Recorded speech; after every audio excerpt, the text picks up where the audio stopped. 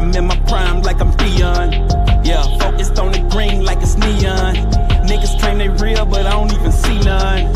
Out with your type, y'all some peons. I'm in the zone like I'm Deion Sanders. Got 21 just with me, no manners. Asking 21 questions, nigga Curtis Jackson. All of that talking, bitch, let's get it cracking. Yeah. Every time we have a moment to get better, we must maximize the moment. I expect it.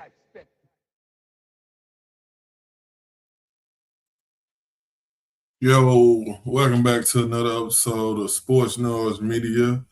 I'm here with my partner, Mike, a.k.a. Bama Bull. Man, how you feeling tonight, Mike, man? Confused, man. I'm confused, bro. But we gonna get into it, man. It's the reason why I'm wearing my jersey, man. Last time you see it, bro. So I decided to go and put it on for the show, bro. Already. Man, look, we ain't really get a chance to cover the NBA draft, but with that being said, it was only one person really to cover because, you know, we Alabama representatives. What you got, Mike, on LeBron getting drafted to the Philadelphia 76ers? Do you like the fit? Like, did he fall too far? Like, lace the people up, man.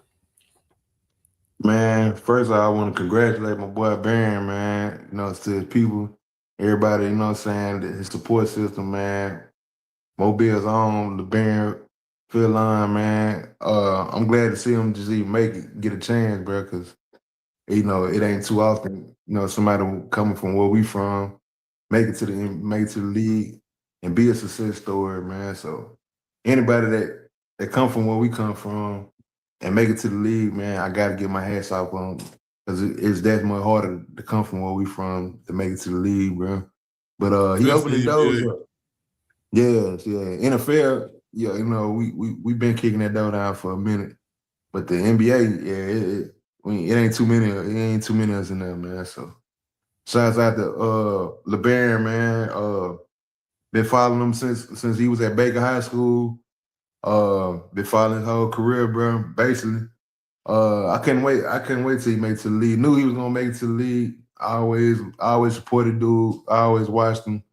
I'm happy as hell for him, bro. I'm really happy for him.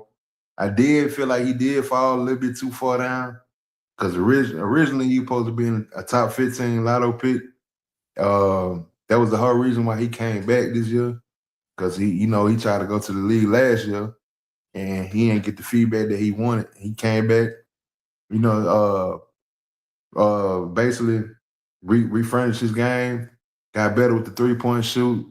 That's what the NBA wanted to see. They wanted to see him get a higher percentage three-point shooting. He did that, came back, started at Alabama, averaged 22 and 6, which is a big thing in college. Especially when you're playing on a prominent team with a bunch of stars like Alabama do. They got a bunch of dogs on that team. So Baron did what he supposed to do, man. He did everything the right way, bro. So I'm happy for dude. Originally, I didn't like the fit with Philly. I felt like, you know, they got Tyrese Maxey, they got VJ Edgecombe coming off his good rookie season. Tyrese Maxey, young up-and-coming player. I just didn't see it. You know what I'm saying? Like, I didn't see the fit at first, man. But I'm kind of liking it more. I'm warming up to it right now. Him being the sixth man, he ain't got a lot of pressure on him.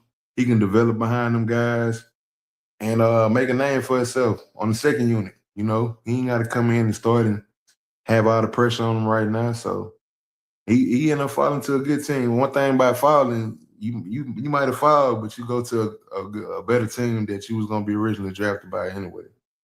So maybe that's a good thing for him, man. But you know, shouts out to LeBron and them. He gonna have much success. He gonna be a dog wherever he go. I know he gonna shine and he gonna put on for the city. For sure. Yeah, man. Like you said, salute to him, his whole support system. He have to have a great support system to get where he at. You know, you don't hear nothing bad about bro. So it's obvious that he got a good support system. So salute to everybody that's in his circle that helped him get to where he ended up being. in the NBA. Like you said, I really didn't. I think he should have went way earlier. I thought for sure that he was going to maybe Toronto, but they already got point guard stuff. But we talked about this, and it made a lot of sense for the Sixers to draft him because it lets other players become in the starting role, and it helps their bench out. You got scoring straight from the jump off your bench. So I think that's the angle that they was looking for. That's the reason why they drafted him, where they drafted him at. So, yeah, with that being said, man, at first, like I said, I just feel like they had too many guards, but at the same time, he spent a couple of years, 6-man rotation, and he going to eventually become a starter.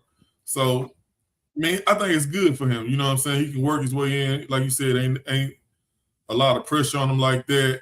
But, I mean, I don't think the pressure part is really an issue because, like you said, bro, a dog. So, I don't think pressure is going to be an issue. But I do think it's a good fit so he can hit the ground running. He have more time than a lot of players that's coming in there in a high first-round pick. He have more time, you know what I'm saying, to just figure everything out. And like you said, he got point guards there that's going to help him with this game too. So eventually I didn't like the move, but like you said, I warmed up to it. I got a better understanding once I started thinking about it. Because if you look at what's going on in the league, the teams that have a deep bench is the teams who are going to succeed and, get far in the playoffs. A lot of teams don't have a lot of scoring coming from their bench.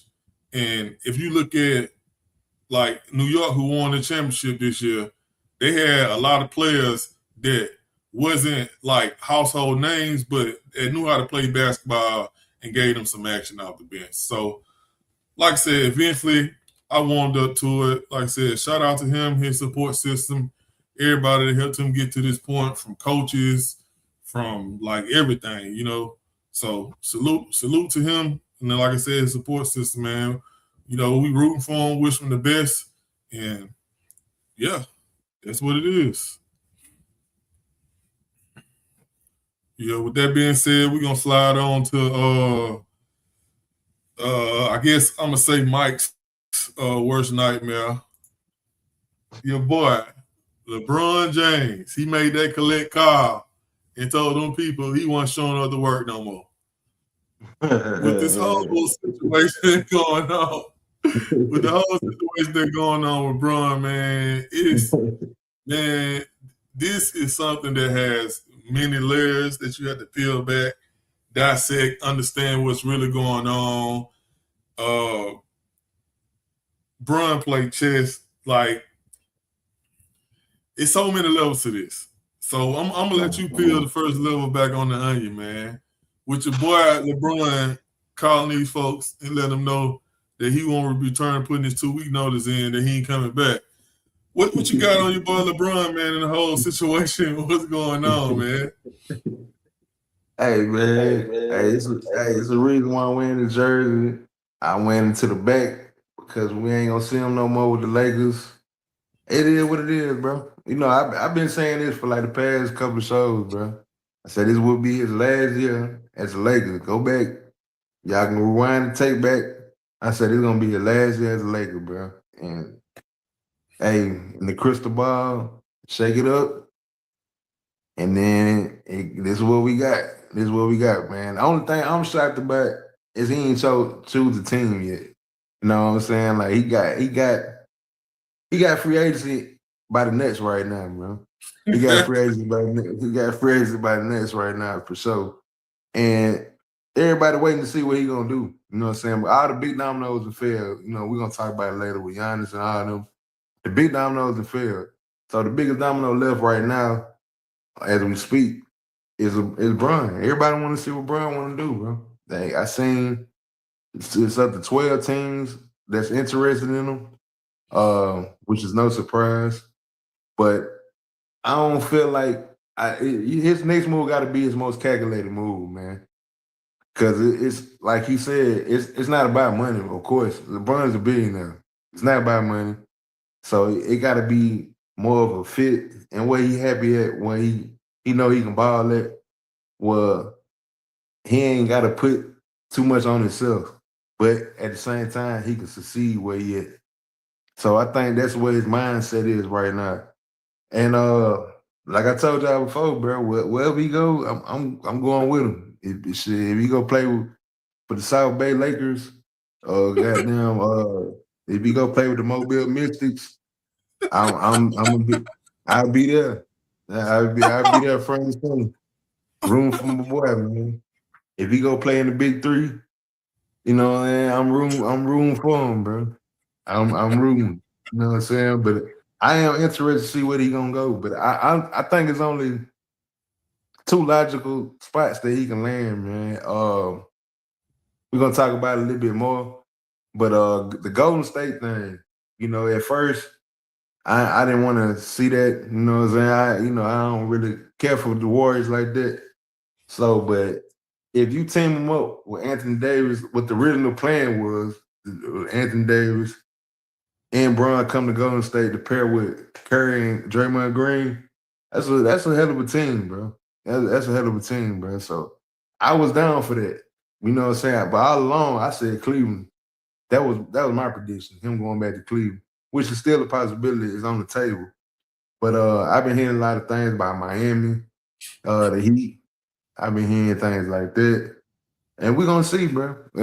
I'm pretty sure he's gonna make his decision sooner than later, because like I say, he got free agent by the Nets right now. And everybody trying to see what he's trying to do, man. We still talking about LeBron James. No matter how old he is, no matter what you think of him, it's still LeBron James. And he got the opportunity to go wherever he please this time. You know what I'm saying? So it's a $1 million question, man. We just waiting on $1 million answer at this point. Yeah, man. At this point, it's like Bron is always going to control the narrative of what he got going on. Like, yeah, sure. you either going to hate him or you going to love him. It ain't no in between, bro. Like, I look at the whole situation like this, man. Like, I just feel like he just can do what he wants at this point in time. To me, I don't judge Bron the way the rest of people who love him and the people who hate him judge him. I judge Bron off Bron. Like, when I see all this stuff, because all the things that's important that LeBron always put out there that he care about, to me, those things are laid to rest. Like, with him being the GOAT, I think he's the GOAT of this era, but at the same time, the overall GOAT as far as being the greatest ever, that's Michael Jordan. So in my mind, that's not an issue of what's going on with him right now. Like, scoring titles, championships, I think all that stuff is put to bed for Bron right now. Like, my personal way I look at LeBron, I'm not judging him off any of that right now, because to me, all that stuff is laid to rest. Me personally, I think LeBron is the second. I think, as far as the basketball specimen, it ain't even close. But we don't judge basketball off being specimens. We judge basketball off wins and losses. I look at LeBron as being the second greatest basketball player to ever play. Like, that's where I'm coming at. So in my mind, all those type of things are put to bed. Like, it is nothing more that he can do to have to prove himself to anybody. So when I look at his situation, I just look at the situation. I'm not looking at the situation like, okay, LeBron can go here and try to get another chip. Like, LeBron's career is set in stone. I don't think another chip move him forward. It don't do nothing. Unless he has like some old crazy year, like he top 5 scoring in the league, leading his team to a championship. If he's doing something like that, then we have to, step back and then put those things in perspective. But I just look at LeBron just being Bron, man. He earned the right to do whatever he want to do right now. If he want, like he said, it's not about money. He said it's about his happiness. And so I understand that from the standpoint of basketball. Bron a billionaire, so I mean, I ain't saying money buy happiness, but it's the closest thing to it. So him being a billionaire, I can understand when he's like, I can separate that from his basketball happiness. Because of course, like I said, he a billionaire. Like, bro, good. I seen him on Instagram sitting by the pool, you know what I'm saying, hanging with his kids. So it's not about that part. He means his basketball happiness. That's what I'll take from it when he say that. Yeah. So For sure. I just feel like at this point, man, Bron can do whatever he want to do. I'm not gonna, like I said, all the accolades and all the other things like that that's attached to Bron. To me, I think he's past all that from the simple fact of what he said. He just want to be happy. And to me, when LeBron says he's want to be happy, that means that he not worried about no scoring titles. He not worried about the GOAT situation. He not worried about adding no more championship rings. I just think he want to just go somewhere and be somewhere where he can just hoop and have fun. Like in LA, it was a lot of pressure. You know, LA is championship or bust. So I don't, in the sense of not a lot of pressure, you know, Bron, pressure, it ain't no such thing as pressure when you're talking about Bron. But I'm talking about pressure of just going somewhere, expectations of a 42-year-old is going to be the expectation of a 42-year-old, and he just balling, hooping. Good games, bad games. I just think this is going to be the first time where he can just hoop. Because like I said, my personal view on it is that the championships, the scoring titles, all that stuff is put to bed right now. Like, it's nothing more else that he can do to add on to his legacy from my point of view. So, like I said, when I see him say he just want to be happy, it ain't about money, I'm looking at it from the standpoint of he can go somewhere and ain't nobody saying that the chosen one, you got to do this, you got to do that. It's going to be the first time in his career that he going to be somewhere to where people ain't going to have the pressure on him to have inflated expectations. So, like I said, with all that being said, man, I don't take the LeBron thing too deep. I just think he's just, at this point in time in his career, he's just doing whatever he want to do. And you got to respect that because, I mean, 20-some years in the league, he earned that. And, you know, like I said, it's easy for me to say it. Everybody out here, Bron doing this and he got to go to a team to win. I don't think Bron is on that type of time. I just think he on some like, man, I'm just trying to hoop. Yeah. I agree with you. Let me ask you a question though. What makes the most sense at this point though, with the NBA landscape how it is? What makes the most sense? What sensible move for him to make? It's kind of crazy, man, because it's hard to judge that right now from the standpoint of everybody. The NBA right now is in the arms race. Everybody is trying to figure out a way for, especially the West. The West, man, the West is I haven't seen the West like this, and like I'm not even trying to figure out the year, how long ago it was. But if you just think about all the teams that's in the West, and like, if he's looking from the standpoint of he got to compete with that, I don't think he can compete with that. With no other team outside of the teams like Timberwolves, San Antonio, those teams are making major moves. It's no place for him on a team like that.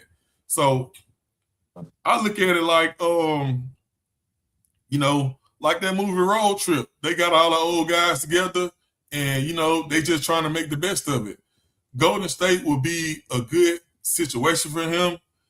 It looks like it's leaning towards that way with Draymond opting out, so they'll be able to have cap space to sign somebody. They just re-signed Porzingis, another move that they want to make. We're going to talk about that a little bit later. But, I mean, people talking about going back to Cleveland, I mean, that sounds good, but I just seen an interview with Bron was saying, like, when everybody was on Bron about the place that he liked to visit, and Cleveland was one of them. And he was like, I'm from there. So it's like, I just think it's about him having fun. I don't think he's leaving out of LA. You know, I just don't think he's leaving LA. Like, that's a way of life from him. He's been in LA for the last 8 years. And go from Miami to LA, and talking about going back to Cleveland, I don't see that in the cards. With him saying that he wants to be happy, you know, and like I said, from my personal opinion, I think he's done with the championship chasing thing. I think he just want to be on a good team with camaraderie. He not worrying about the coach or none of that type of stuff. He not in the background playing GM. I think Golden State is the perfect team. It's already, you know, Steph is already the man. Bron is up in age, so you're not expecting him to go nowhere and take over. Like I said, I think it's about hooping. And if it's what I say I think it is, I think the best fit for him would be Golden State. Like, I don't see no other team that he would, like, fit with because everybody else is chasing rings. And I don't think Bron would be a part of their ring-chasing journey. You know what I'm saying? Like, I just can't. Okay, if he go to, like, it's like if he go to the Timberwolves, like they on their own championship journey. If you say, okay, he could go to San Antonio, they on their own championship journey. They just left. I seen some people talking about him going to New York. Like, they just want a chip. Like, that's like I said, yeah, it's like I said, I don't see him going to, and I'm saying those teams because those teams are contenders. Correct. I don't see him going to those teams or those teams allowing his services to come and try to get them over the hump. Because at this point in time, I don't think Bron is the get you over the hump player right now. You know, I just feel like Golden State, they got a whole bunch of people that's around his age. They just trying to make it. They just trying to make their careers, you know what I'm saying, go smoothly as it possibly can because they still want to hoop. So, like I said, the rumblings that we've been hearing about Golden State, I think it's a reason why we're hearing that because that's simply, you know what I'm saying, where he probably gonna go. With you, the same question. You know, at this point in LeBron James' career, where you see him going and where you want him to go? I mean, man, it's hard, bro. Like you say, like you made a lot of great points, bro. What you said made a lot of sense. And I ain't really got no blowback on what you said, bro, because that sound about correct, bro. They sound about right, you know. Big as a LeBron fan I am, much as I want him to win another ring and do all those the impossible and stuff, I gotta be realistic too, bro. So yeah, man. Like I said, the Golden State thing, man, it make a lot of sense, bro. It make a lot of sense. I would like to see them get Anthony Davis too, but I mean, you know, Brian Curry, Draymond, Jimmy Butler, it's still be a good team, bro. I think that'll be a good team, bro. I know Brian always been on record saying he want to play with Curry, play with him on the Olympic team. They had a lot of success, and he had an absolute ball playing with him on the Olympic team. Seeing the chemistry there. Him and Draymond was enemies turned best buds now. You know, they got the same agent, Rich Paul. He got a lot of ties, man. I know he respects Jimmy Butler. So you know, I know he would love to play for Steve Kerr. He never had a coach. He never had a coach like that. That's what I'm saying, bro. Everything is lining up to, like, it's what he said. If you thinking about what he said, he didn't say nothing about trying to get on the team where he can get another championship. Bro said he's trying to be somewhere where he can just be happy. Yeah, for sure. That's his main focus. Like, that don't, like, to me, when he say that don't mean chasing chips no more. Like I said, you're going to get the most competitive run you can possibly get. I seen him today, man. Bro, man, I had to rethink my life. I was like, dang, I got to get back in the gym. But, you know, like, for real, man. Like I said, yeah. So, like I said, me personally, when you're talking about Bron, I just think at this point in his career, bro, like he said, he's trying to be happy. And I think he's talking about NBA happy. He's not talking about I'm a billionaire, and you know what I'm saying, this $200,000 watch ain't doing it for me. He talking about, you know, Bron, the basketball player, I ain't got nothing else to prove, you know. So I'm just gonna go to this situation where it's chill. Like I said, he still get to live in LA, you know, like everything, like I said, when you get up in age, man, you want everything to be easy as possible. Like, I don't care how much money you got, you just want everything to be routine and easy as possible. And I think him talking about moving to somewhere else outside of LA, that's why I don't feel like he going anywhere outside of LA. I just don't see it, because he has made a lifestyle. Like, when Bron lived in Cleveland, you never seen him lost his house or anything like that. But you seen his house when he was in Miami. You seen his house when he's in LA. So, but you talking about two different type of lifestyles and how you live it. And you know, South Beach, LA, Cleveland. Like, anything outside of a city that's 76, 75 degrees, you know what I'm saying, the whole year, I don't think Bron going there. So, you know, like I said, salute to Bron. You know, he the modern day king of the league. Him and Curry, like, he did what he had to do to be able to make these moves. You know, LeBron is always going to control the narrative, which, you know, people can say what they want, but I have my gripes with Bron and things of that nature, but who wouldn't want to control the narrative when you talk about them? So, you know, big shout out, salute to Bron, man. Like you said, he the biggest piece that's waiting to fall, but all arrows is pointing to Golden State. You got anything else on the Bron situation before we move on, Mike? Golden State, this one's for you.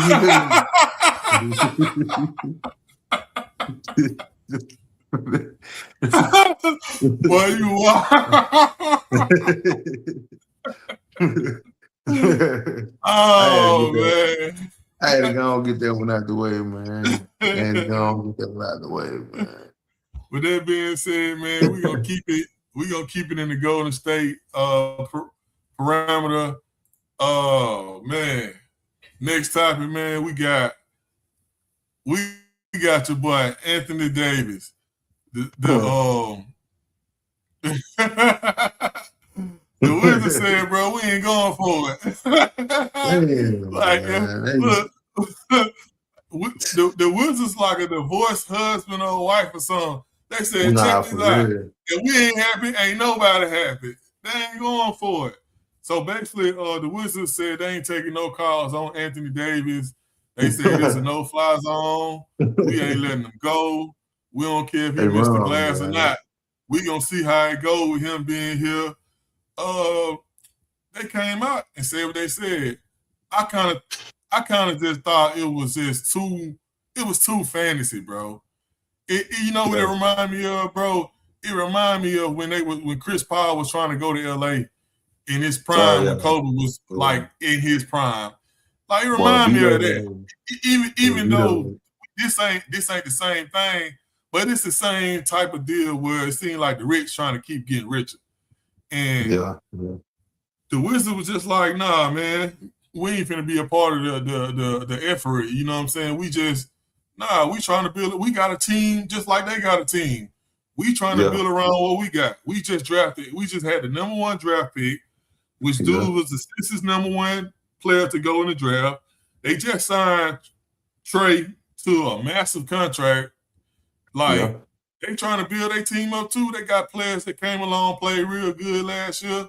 Like, they just like everybody else. So for everybody expecting for them to just lay down and just make this other team better, when they trying to do the same thing with their team, they traded for Anthony Davis. So, I mean, what it look like for them just to hand them off to Golden State so they can be, you know what I'm saying, this old fantasy land for these, you know what I'm saying, old players to go and have fun and ride off in the sunset. Nah, bro, like, they're a team just like everybody else a team, bro. They got owners in the GM just like everybody else. And for them to just try to do some goofy stuff, you know what I'm saying, how Memphis did, and just giving people away, like, nah, bro, they ain't going, man. But what you got in the whole situation? I know that you kind of heartbroken about it, but Yeah. somebody got to Yeah. keep it real. Yeah, you're right, man. I am upset, bro. I really am upset about this, man, because I'm really upset, bro. 'Cause I really wanted that to happen, bro, because I felt at the time, man, that was gonna be perfect. You know what I'm saying? That was gonna be a perfect scenario, bro. Uh, Bron, Anthony Davis is one of his favorite teammates. He loved Anthony Davis. He loved playing with him. Anthony Davis loved playing with Bron. It'd have been magnificent, bro.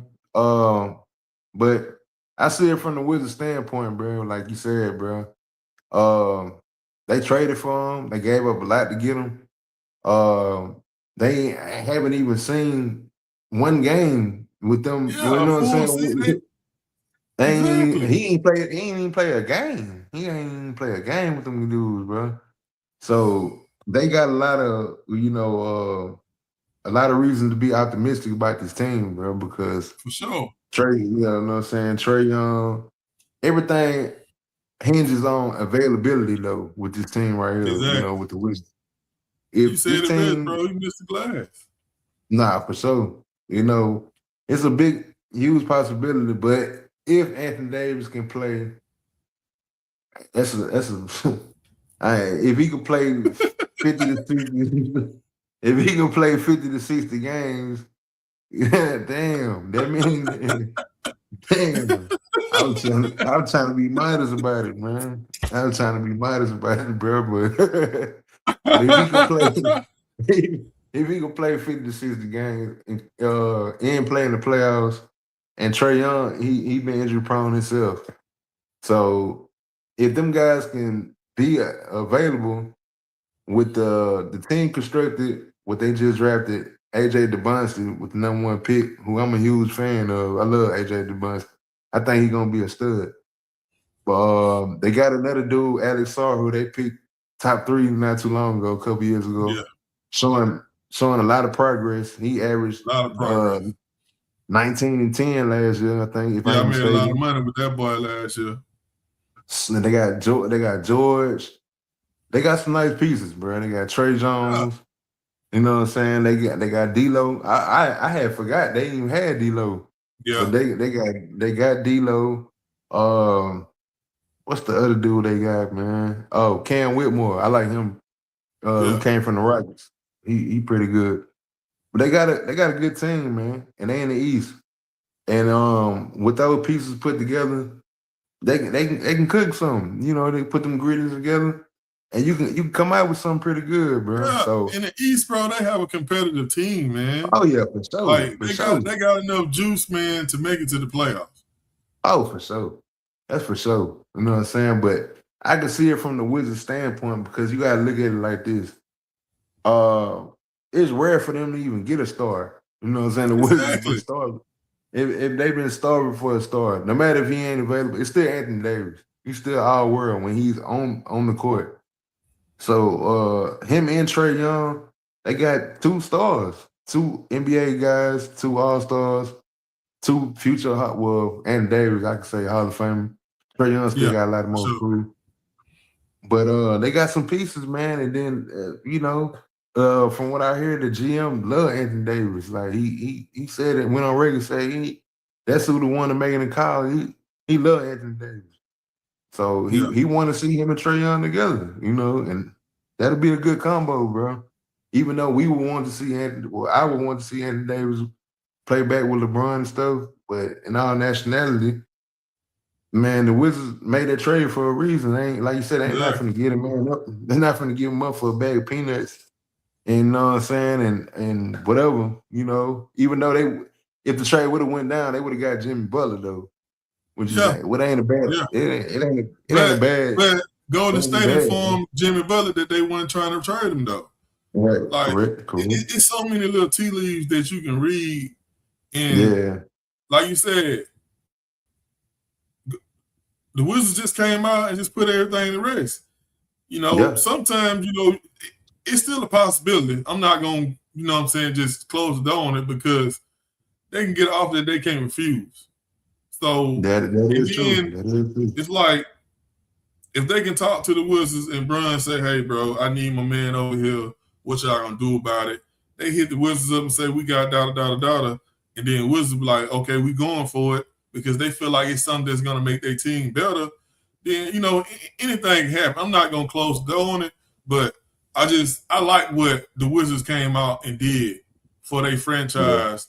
Like you said, they've been starving for this type of energy towards their team, these type of stars. They haven't had the stars like this on their team in years. So for them to be able to have something for they season ticket holders, for their fans to come for once in a long time, to be able to, sell some tickets, make some money, all of the above, man. Like I got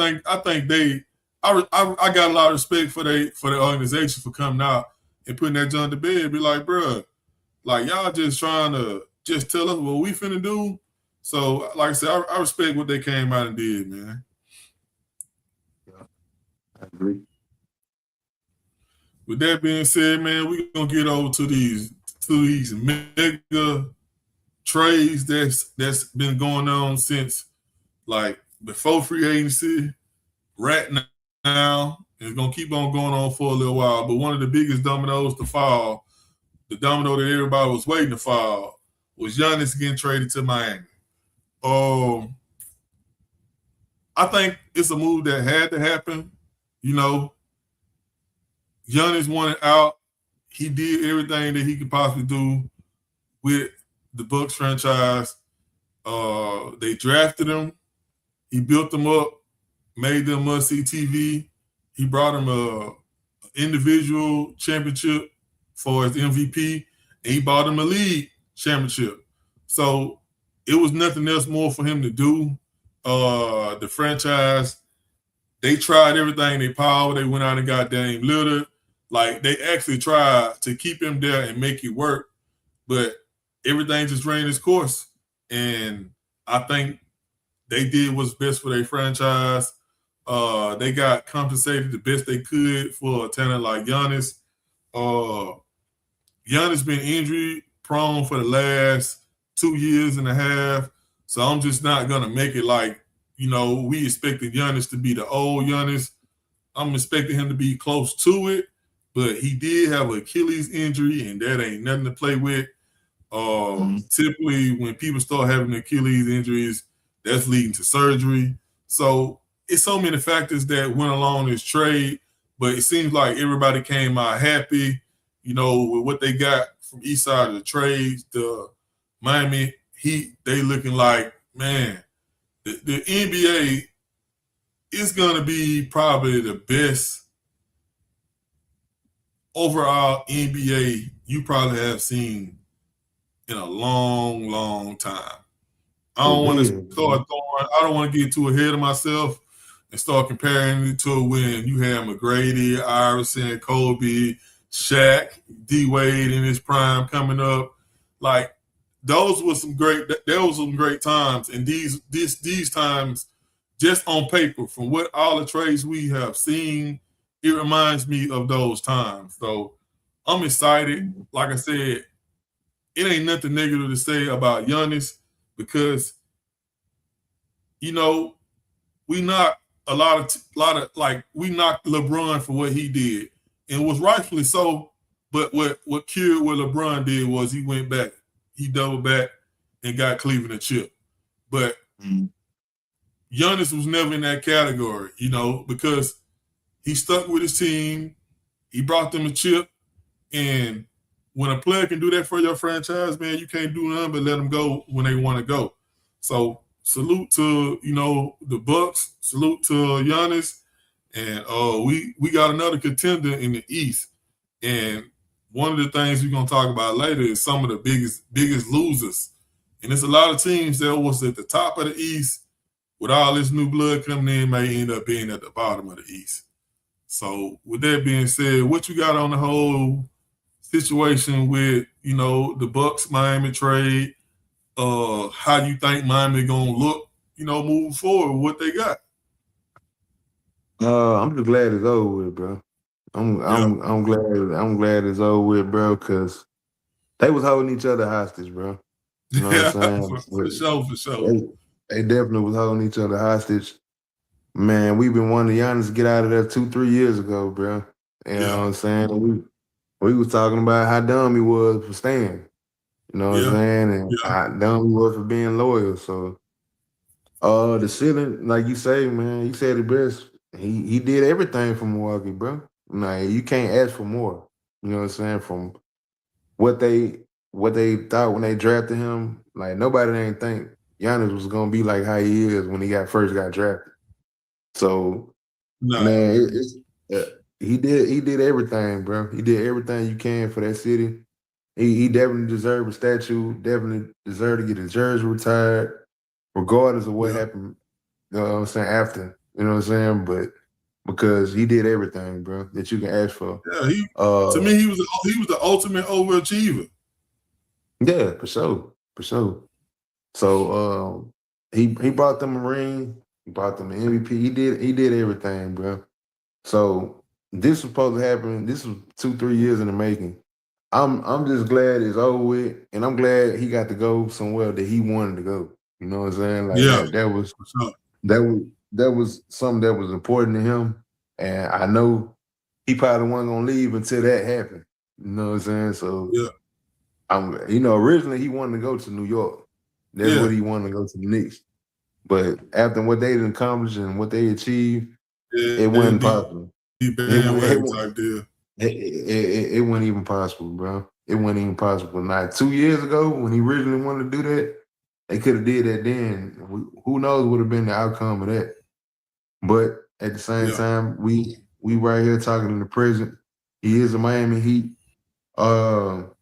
Did they get the best trade composition for him? I mean, that's to be determined. You know what I'm saying? With these draft picks that they didn't got. Milwaukee, you know what I'm saying? From Milwaukee's standpoint, you get a Tyler Hero. You know, Tyler Hero, 20 point, a bucket getter, 20. They're gonna average 20 plus. You're not gonna get the same value from somebody like Giannis. That's impossible. So to get Tyler Hero, they got the center Ware. I like Ware. You know, he's a promising young dude. Showed a lot of progress last year. He can do something. You know what I'm saying? So they got him. I like the dude, Jaime Vasquez. I call him Jack Sparrow. You might remember Jack Sparrow, man. But Jack Sparrow, damn good player, solid player. You know what I'm saying? Almost won 6th Man of the Year last year with the Miami Heat. Good combo guard. Yeah, so he really is. And you got some good players, bro. And then you got hell of draft picks for years and years and years to come. So Bucks got what they wanted from their standpoint. They still got some pieces that they got to put together and see how they gonna come about. I was more shocked that they included Bobby Portis in the deal. That was people ain't talking about that, but that was huge for Miami to get not only Giannis but Bobby Portis too. Bobby Portis is a damn good player, bro. Was a fan favorite. I think it's some type of relationship there that's what Giannis wanted. I could be wrong. I'm just speculating, but I think it might be some type of relationship that he had to be in there because out of all the players they could have gave up, I wouldn't have gave up Bobby Portis. I wouldn't have gave up no Bobby Portis. That dude, a fan favorite. Milwaukee loves Bobby Portis, bro. They live die for that dude, bro. Like, you know what I'm saying? Bobby Portis is a damn good player. One of the best 6-mans in the league. Like, dude, very serviceable. Bro. Like, he good, bro. He real productive. Very good player. Miami, he got him one, man. He gonna be do a lot of good things for Miami coming out the bench. They need that front line help. They kind of small. They made themselves smaller now. Yeah, they did. So with him and Bam running the 4 and the 5, we never seen a front line like this though. I think I was talking to somebody about that. Bam and Giannis together, we never seen a front line like that. We done seen Twin Towers, Tim Duncan, Dave Robinson. Yeah. We done seen something like that. We seen what Cat. I ain't even gonna call that a tandem, bro, with Cat and Rudy, bro. But they try to pull some.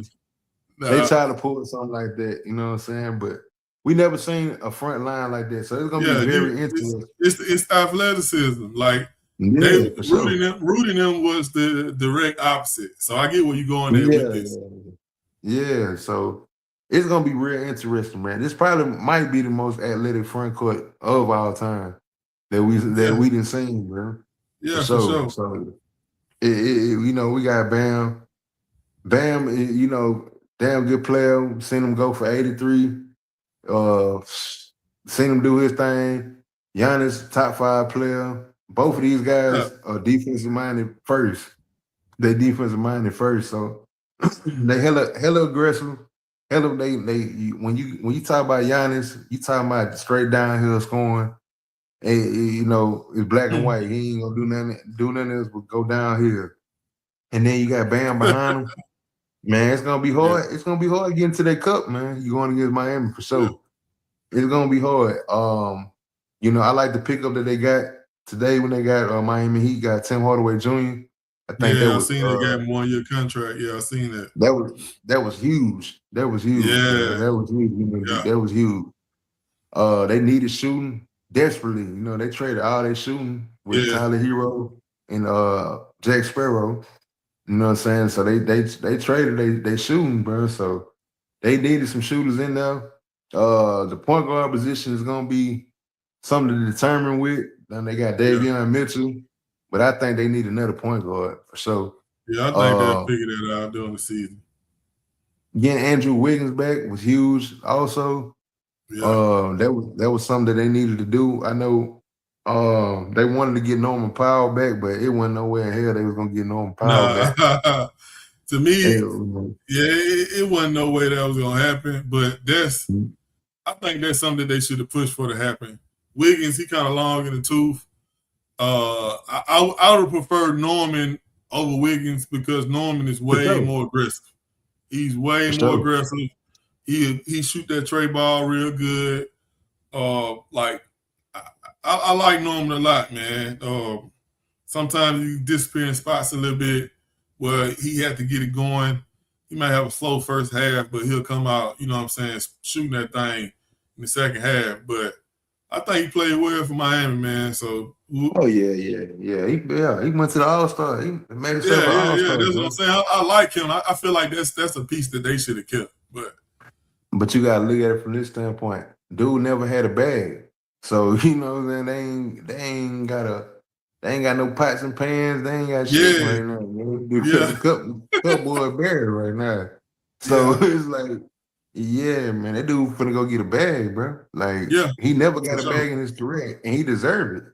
Norman Powell deserved it. He's very underrated. So I get why they chose Wiggins, because I get him for the cheaper. And you know, Wiggins, like he you know, he a little longer in the tooth, but he gonna play some defense. Shoot, he a 3-and-D guy at this point. 3-and-D guy. So it makes sense. It's round. The team got to round out some more. They got to add some more players because they took a lot of their players from their team. They got good. They did get good. Yeah. You gonna get good when you talking about getting somebody like Giannis though, but it's expected. So now they got to put it together. And for Miami Heat fans, you know, trust in Pat. You know what I'm saying? Pat Riley gonna make it happen for sure. And not even just Pat Riley, just the landscape, Miami. You know, people want to come play in Miami. They gonna get some people to come play for cheap. You know what I'm saying? There's gonna be some more players to come down there and stuff. So it's gonna be mighty interesting to see what the Heat look like when the smoke clear. As of right now, they definitely a top 4 team, maybe even 3 in the East. It definitely catapult them guys to the top. You know, they were just coming out of a play-in game. Miami Heat still, Eric Spoelstra, one of the great coaches in the league. Can't discredit that. So it's Miami Heat got a lot of things to be looking forward to, bro. It's gonna be very exciting in South Beach. Gonna be very exciting. The bandwagon jumpers about to show back up. For sure. So it's gonna be don't let Bron go down there, man. Man, it's gonna be. Man, let's go to the next topic, bro. This man talking about LeBron, man. Speaking of guards, Basically, Memphis gave Ja away for a double cheeseburger meal. Like, Nah, they I don't did. know what they got going on, bro. Like, I understand that you wanted him out of there, but and then word around the league is didn't nobody want Ja either. So I get it from a standpoint, but at some point, man, I would have kept him before I would just let him go the way they did. Portland, I think it was a good move for them. To be continued because, man, all the guards they got, man, I'm seeing people talking about, oh, you crazy? You see what Portland did? Bro, all I see is 3 guards, bro. That's all I see. We talking about small ball. Like, I don't I just don't see how that's gonna work out with, like, I just don't see it. I'm a visionary, but I can't see that, you know. I just think, I guess it was a good trade for everybody because you're trying to get off for them, you're trying to get them out of there, you willing to give them away, you come up off that money, you know, Josh signed the max. So, but I don't see where Memphis go from here. They pretty much traded their whole team away that they had that good playoff run with. I just don't see where Memphis go. I just think we're not going to be talking about Memphis no time soon. The Trailblazers, I think they still got some moves to make. I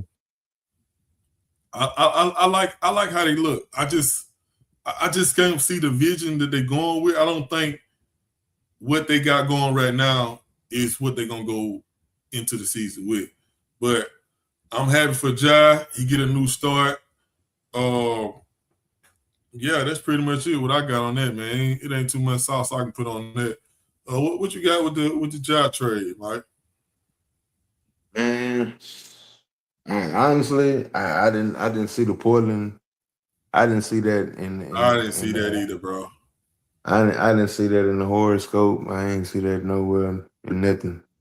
You know what I'm saying? So, but at the same time, I'm glad Ja got a fresh start, bro. Because that situation was getting very, very ugly. And Memphis, it was getting unbearable to even watch, bro. Basically, he didn't want to play another.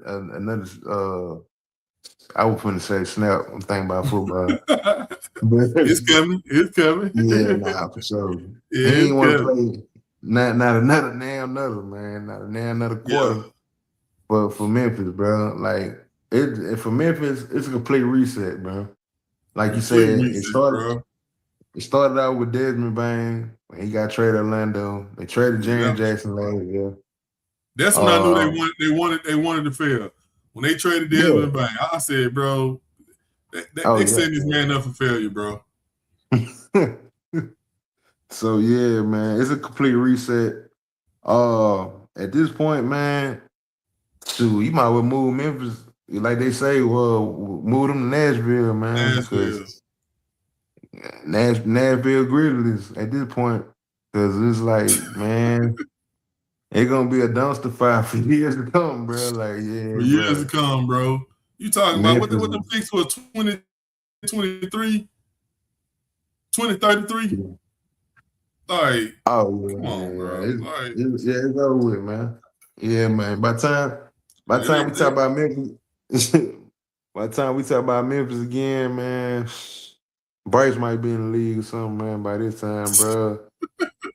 You know what I'm saying, bro? Yeah, it's like Chris Paul Jr. might be in the league or something, bro. You know what I'm saying? Like it's ugly, man. Shout out to the Boozer twin though, cause you get to be the man down there now. The Boozer twin, you get to be the man. whatever that might look like, you know. Ain't nobody coming for no defense, bro. People come to see the ball go in the hoop. Ain't nobody coming for no defense. Yeah, man. But complete reset. But for Portland though, does this move make them better? Yeah, it makes them better. but significantly better, nah, I don't think so. I don't think it making them significantly better. I think it does make them better. Are they a threat in the West? Nah, I don't see it. I don't see it as of right now. They got this up to a 7th seed, which was very respectful. You know what I'm saying? In the West, coming from where they was coming from, nobody ain't really see them guys coming. So when you do get a healthy Dame Lillard back, that's a lot of question mark to see how he gonna be playing, how Dame gonna come Yeah. back, how he gonna coexist with Ja. That's a very interesting, point of view to see how this gonna be. Because I I mean, don't what know. about Drew? What you think about Drew Holiday? How you think that's gonna work with Drew Holiday? I think he's gonna be the odd man out when it's all said and done. Like you Yeah, I said, think he's Portland one got gonna more get moves. traded. I think they're gonna trade Drew Holiday. Yeah, I think so too. I just think they got the log jam at the one. They got 4 point guards. It's just like, yeah, I think they're gonna end up keeping Scoop. Scoop made a lot of strides last year. He was the top 3 pick a couple of years ago. They were trying to wait to see how he's gonna pan out. They still made a nice investment in him, so they still gotta hold on to him, see what kind of player he's gonna end up being. He showed a lot of promise in the playoffs. Uh Man, even in the season, Scoop, you know what I'm saying, started putting it together, man, because he was looking like he was gonna be a bust at one point in time. So I think they're gonna hold on to Scoop. I think Drew Holiday still have value in him. And there's gonna be a lot of contenders who's trying to get that guy, knowing that it's a loud jam at point guard. So I think they will put him on the trade block. They do got some pieces, that can play and stuff. I can't remember the dude's name, man. Was the dude that made the All-Star team and stuff. He played a 3. Can't remember his name. But he balled out last year for him. So him, Dame, they got a 3, him, Dame, and Ja. As talented as Ja is, he's not no shooter. He's a slasher, downhill, you know what I'm saying, type of player. Exciting player. He's gonna bring a lot of excitement to Portland. I Uh, do think he improved his shooting though, Mike. I do think he improved his shooting. Hey, but he got to prove a little bit more. He got to prove a little bit. He got to prove a little bit more, man. Dame, it's gonna be cool to see Dame come back, bro. I like Dame a lot. I still think he got something left in the tank. I don't think he out of there like that. Yeah, for sure. I just think, man, it puts them right where they was, bro. I don't see them going no higher than like 6 seed or something like that, bro. In the West. Yeah. The West is just too wild, bro. You know what I'm saying? And it don't push the needle that much. It makes them a little Yeah. better. It put more butts in the seats, most definitely. You know what I'm saying? With Ja coming out with the dunks and stuff, but it don't make them a contender. Yeah. I feel you, man. Yeah, I mean, it is what it is. We're going to slide to this next one, man. I think this is your second favorite player in the league, man. I like the trade. I think it's going to help them out. It's going to help them push the ball even more. They already like running in a sense. LaMelo, like I said, I think he make them better. It's kind of what you just said, but more. Ant-Man them is already in a position where it's semifinals, trying to make it to, well, it's conference finals, semifinals for them. And the last couple of years they've been battling back and forth, coming up short to make that final push to make it to the championship. This is going to help out Anthony Edwards from the simple fact that you're going to get more scoring. The floor is going to open up way more for Ant. He don't have to play as much ISO ball, but he's going to be able to play ISO ball freely. And what I mean by freely, the trap ain't going to be able to come to him. If Melo played the way he did, in the play-in and like leading up to the play-in, if they get that Melo, I think it's going to do wonders for the Timberwolves. but I feel like they still missing one more piece. And we just gonna have to see, man. A lot of these trades that's going on, it's a lot of getting men off books. But I actually like this trade. I think it's gonna open up the floor for Anthony Edwards to actually be maybe the MVP of the league this year. I think it's gonna do that type. It's gonna have that type of impact for Anthony Edwards. It's gonna put him in a situation where he's gonna be able to score more points and be in a situation where I feel like he's gonna win the MVP this year. So, like I said, it's nothing like to me like just off the wall crazy from the simple fact that he's going to a contender. So, how much will it help Anthony Edwards? We only can like visualize what we think could happen on paper, but we just have to see. I think he has to calm his game down a little bit more too, man. Like I need to see his game calm down just a little bit because I'm not gonna call him a turnover machine, but he's careless with the ball sometimes. And when you playing in the West, bro, like it's no room for error. So I think if he plays smart basketball, it's gonna help them. If he play reckless, like forcing shots, turnovers, it's just gonna be bad, bro. And I'm hoping they don't get bad to where Anthony Edwards wants to leave. But if it does what we think, how he's visualizing it on paper, I think it's gonna be a great move, man. But with that being said, I'm gonna hand it over to you, Mike. You know, this your boy, your second favorite player in the league. You waiting on Bron to go, and he gonna, consume that number one spot in your mind. Let the people what you think about the whole LaMelo Ball trade, man. Man, I love this trade, bro. I'm telling you, I love this trade, man. Ball control, man. Ball control. Hey, man. Hey, I think the only person that's more happy than me about this trade is probably LeVar, man. LeVar Ball, bro. But man, bro, when I seen this, I couldn't believe it, bro, because I'm like, I was shocked, bro, because the Hornets, we talked about the Hornets a lot, you know what I'm saying, last year, and doing a run, doing the play-in. We just thought that team was gonna be together for years. You know what I'm saying? We thought that team was gonna be together, and then with a snap of a finger, man, the team look a whole lot different now, bro. And I'm happy as hell for Melo. I'm happy as hell for Ant. I love Ant, you know what I'm saying? Ant, outside of Bron, Melo and Ant is my two favorite players to watch. Yeah. So to put them on the same team together, and like when it happened, I kind of told you, I said this would be my last year. After Bron leave, I will be officially. I'm taking my talents to Minnesota.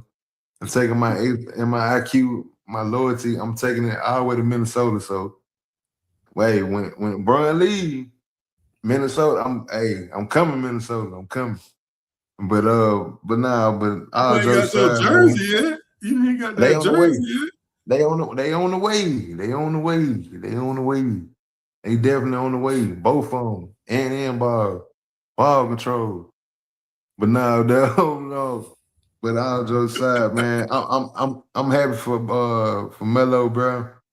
Man, this is gonna make so much easier for both of them guys, bro. And it's gonna be easy for. I felt like the two teams that needed to make a significant move to help their superstars out. One was Detroit to help Cade Cunningham out. They haven't showed that yet. And then we're gonna. That's what I was talking about earlier. Remember when I said biggest loser? That's the number one team. Yeah. That's a bigger loser. But go ahead. But number two was Minnesota. They had to make a move to help their superstar. They cannot, come back with the same team. And they know that, you know what I'm saying? It was already rumblings through the grapevine saying that Ant was going to leave if they don't make no kind of move. So, man, if we hear it, best believe they hear it too. So at the same time, they had to make this move, bro. Initially, it was Kyrie Irving at first that they were trying to put in the mix with Minnesota. Then it was Jai at one point in time, that was gonna be crazy. Him and Jai. Then before they even made the trade with Melo, rumor is Jaylen Brown was they choice, their number one choice. Yeah. That was their number one choice. That would have been crazy. That would have been absolutely bananas, bro. But for sure. But we here. You know what I'm saying? Melo is in Minnesota. I love it for Minnesota, man. They didn't lose nothing. With the trade, all you gave up was Nas Reed. Nas Reed. A good ass player. He's a good player, but he's expendable too. So Yeah. you didn't give up none of your core pieces. You didn't give up Jay McDaniel. You didn't give up Rudy Gobert. Still, Ant ain't going nowhere. So man, I think it was great. You still kept sharp. Shannon, the young dude coming off the bench, he pretty damn good. Chicago. You resigned Ayo, gave him 112, which was pretty good too, knowing what he did for y'all after the acquisition. You got rid of your boy, which was Julius Randle, which was the writing was on the wall for him because his playoff performance. So it just seemed like though, bro. It just seemed like it's rounding that, man. But I love it for Ant-Man because out of everybody in the league, don't nobody get double team more than Anthony Edwards. And that's what I said earlier. Don't nobody get double team more than him. So that's why I say it's gonna make so much easier for Ant-Man. You got LaMelo pushing the ball up. I'm with you. We know what I'm saying. What you saying? Like he got to be more efficient. He got to, make everything count. He ain't got to do all that wild stuff. He's still Melo. He gonna do some of the wild stuff. I just didn't say, bro. He's still Melo. His DNA, boy. Yeah, but he ain't gotta shoot 23. Yeah, you're right. He don't gotta force it, man. He gotta force because he actually got a real team around him. He got a real coach around him. He got all the resources that he need, bro. For him to have to come down court and be on some and one mixtape stuff. So man, exactly, you hit the nail on the head, man. Man, for real, it's gonna be box office, man. Get your popcorn ready. Yeah, I can tell you looking forward to what's going on with them this season coming up. Man, I'm being tuned, man. Like I say, man, it's gonna be the bananas, bro. Get your popcorn ready. Melo and Ant, man, it's going down, man. It's definitely going down. So, all right, we're gonna switch over to this next trade, man. The Clippers, man, I guess they finally gave up on LaMelo. I mean, I'm finna say LaMelo, but Kawhi Leonard. They traded Kawhi to Toronto today. It was pretty much a swap. I mean, at this point, I just feel like Kawhi, he just had ran his course, man. It seemed like he done ran his course in the United States. Ain't nobody messing with him in the States no more. So they shipped that boy to Toronto. I think Kawhi is a good player. I think he's going down as a Hall of Famer, multiple championships. I just feel like it was time, man. Like Kawhi, he struck me one of them dudes, man, to where it's whatever. If the gym flooded and you be like, hey, Kawhi, we need you to come in and help, drain the water out the gym, he gonna show up and do it. Yeah. Like he just a dude just don't care, bro. And I think that's kind of like it's affecting their team because it's like Kawhi, like if he's slightly injured and he feel like it's something that's gonna be lingering, he ain't finna come and hoop with it lingering. He gonna take his time, get himself ready to come back. I just think it just ran its course, man. Like General Saad said it best, bro. It's got to run its course, and it did. So, I mean, I like the trade. he's going back to a familiar place. I just feel, I don't say I feel bad, but for the last 10 years, the Clippers have been trying to buy a championship. In the midst of that, I mean, they lost SGA. Like, I mean, they lost draft picks. I mean, they squander a lot, trying to buy a championship instead of building the championship. And, Paul George, Kawhi Leonard, all of them was a part of the I'm going to buy a championship, and it just ain't work out. And I just think, we at a point now with the Clippers is like, I guess they realize that you can't buy a championship, you got to build one. So I think with them trading him away, Ingram is a pretty decent player. You can just try, just build a championship, man, because trying to buy one, like I said, in the midst of them trying to buy one, they lost one of the, probably going to go down one of the greatest, shooting guards of all time, which is SGA. And it's got to hurt, bro. You gave up all this stuff, to get all these, players, and to ultimately not to have none of them. And you just traded the last piece that kind of led y'all to y'all downfall. Because, like I said, I keep going back to, you did all this for an injured-prone player, and you trade away your future and league MVP, and you drafted this dude, man. So, like I said, man, it's the trying to buy the championship experiment has ran its course, and I mean, Clippers on the rebuild, and they sold their future away, and I mean, I guess it's a consequence of trying to buy a chip. Like the only person who can manifest that type of stuff is Bron. But Bron's smart enough to know that, you're not giving away the form, you're not giving away, key building blocks and pieces. And they just ain't had the right blueprint. If they'd have had that Bron blueprint, maybe they would have got a chip. But, they tried and tried, and it's sad for real. You know what I'm saying? Because bro is one of the best owners in the league. He done brought a new stadium. Like, he done did everything possible. But the one thing that he did wrong, him being a billionaire, coming from Microsoft, and that's a different type of billionaire. That ain't the 1 billion. That's like, and he thought he could just buy a championship, and it didn't work out for him. So, I can go on about this with the Clippers. I can't do them a wish everybody the best, but it's a tall tale of trying to buy a championship going wrong, man. And like I said, I can't get out of my mind that they did all this and they spent millions and millions of dollars on players, and they lost one of the best players, like, of this generation. And he had already then won a championship, something that they tried to buy.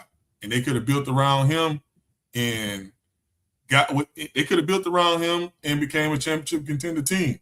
But, I mean, this is where we at with it. So salute everybody involved. Hope Kawhi stay healthy for the whole season. I think they can cause some problems, with Kawhi being on the team, especially being in the East. So, that's all I got on that one, man. What you got about the whole Kawhi situation, the ups and downs with the injuries and stuff? Pretty much the downfall of the Clippers, bro, because they finna go back to being the old Clippers. I love Tyronn Lue. I think he gonna hold it together for him as long as they keep him. But you know how that go. Somebody gonna get the blame for the blunders and the failures. What you got on there, Mike? Man, I'm torn, man. With this, man, I'm definitely torn because I know a lot of people, man, say a lot of things about Bron, like, he control the narrative. But hey, Kawhi another person too, bro. Kawhi, like, sure. he get his way, bro. He get his way, bro. Like, for sure. And Like, disprove it right here, man. Dude, man, since he left San Antonio, I ain't gonna say he got some diva to him, but he put it in black and white, bro. And them teams go for it, bro. Them teams go for it no matter The what. rabbit had the gun, man. That's what it ultimately came down to with Kawhi. Yeah, man. Like he forced his way out of San Antonio. You know, he go play with Toronto. He tell them people, hey man, I'm only playing for 1 year. That's it. You know what I'm saying? I ain't signing back no nothing. Ultimately, they win the championship. He still do. Man, I want to go to LA. Not the Lakers though. You know what I'm saying? I want to go to LA though. I gotta be in LA. Boom. They make it happen. He go there. Hey, before I go there though, yeah, I gotta give me a superstar. Give me Paul George. They make it happen. Like you say, they auction the farm off to get Paul George, which one of them pieces was perhaps so happened to be 2-time MVP, champ, SGA, top 5 player in the league. And it, like you say, it still don't work out. So they still, Kawhi still pulling screens like, all right, man, I need an extension. Remember, they gave him an extension before Paul George. Yeah, That's why Paul Paul George. George left. That's why he left. So I'm mixed. I got mixed emotions about it, man, because like Kawhi, you know, he's a damn good player. You know what I'm saying? I love the dude, man. But man, this dude, bro, be putting the strings together. He try to make things happen, bro, and it just fall apart on him, bro. But only thing that did work with him was Toronto. The one season with Toronto, was legendary, bro. In 1 year, he got them a ring, first ever franchise ring. It's a lot he did in that one season, bro. They never forgot that. They wanted they did not want that dude to leave in the first place. Yeah. He chose to leave. They had a nucleus that they could have kept winning with that dude, bro. I've been on record saying he should have never left Toronto in the first place. Yeah. So, but now they here. So what? 6-7 years later, you saying you didn't want to play for them. You know what I'm saying? I don't want to play for them. Now all of a sudden you want to go back to them. You know what I'm saying? I love the team. I love the. You only played a season with these guys, bro. You know what I'm saying? It's like I don't know, but they word on the street is they saying Kawhi only wanted to go to Toronto. That was it. That was the only place he wanted to go to. They say he wanted to go to the Spurs, but the Spurs didn't want him.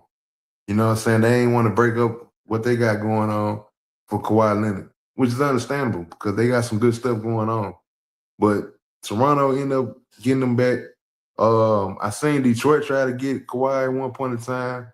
Minnesota tried to get him, but they declined. They declined on them guys. So he's in Toronto. They did give up BI, which I thought coming on down the stretch due to the injury, how he kind of went ghost in the playoffs due to the injury, due to lack of availability. He became expendable because I think they had too many forwards anyway. You know, with Scotty Barnes, the guy they drafted last year with the two last names, I can't remember his name right now. But him, they got RJ Barrett quickly. They got a nice team. Yeah, they And got that's what they do have. They got a nice team. They got a they got nice a nice team. team, bro. They got a nice team, bro.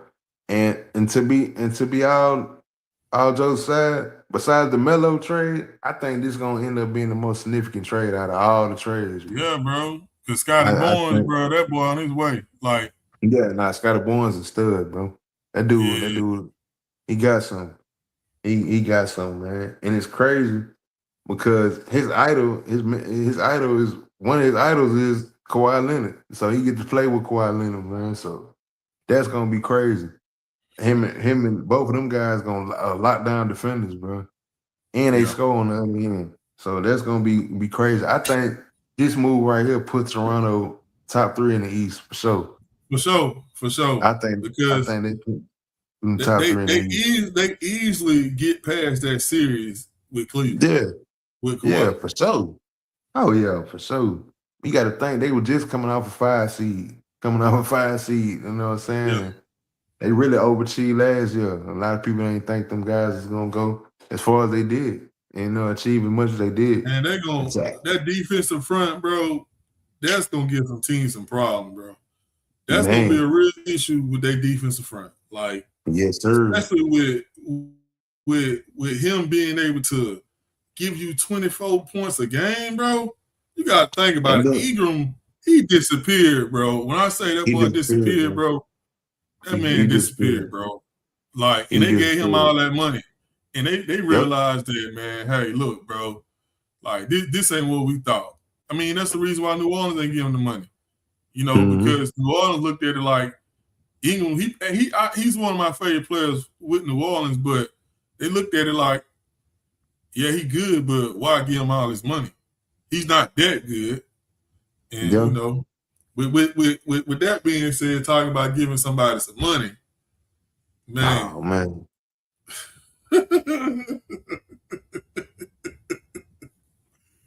Oh Well, man, Austin Reeves, man, signed a max deal with the Los Angeles Lakers.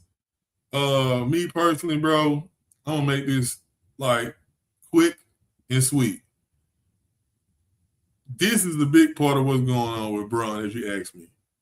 Ain't no way I would give this man that much money as this big of a defensive liability without the offense production at the level of what you gave him. When I say offense production, I'm talking about 27, 28 points. Like, we not getting that from Austin Reeves. He's going to get more shots with Bron being gone.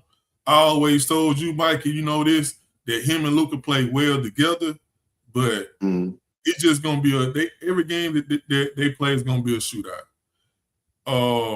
People want to try to say that, oh, he make all this money, he's the first non-drafted. Well, bro told people not to draft him. So I'm not going to give him them accolades. He went around and told the league, don't draft him, so he would be able to pick what team that he wanted to go to himself.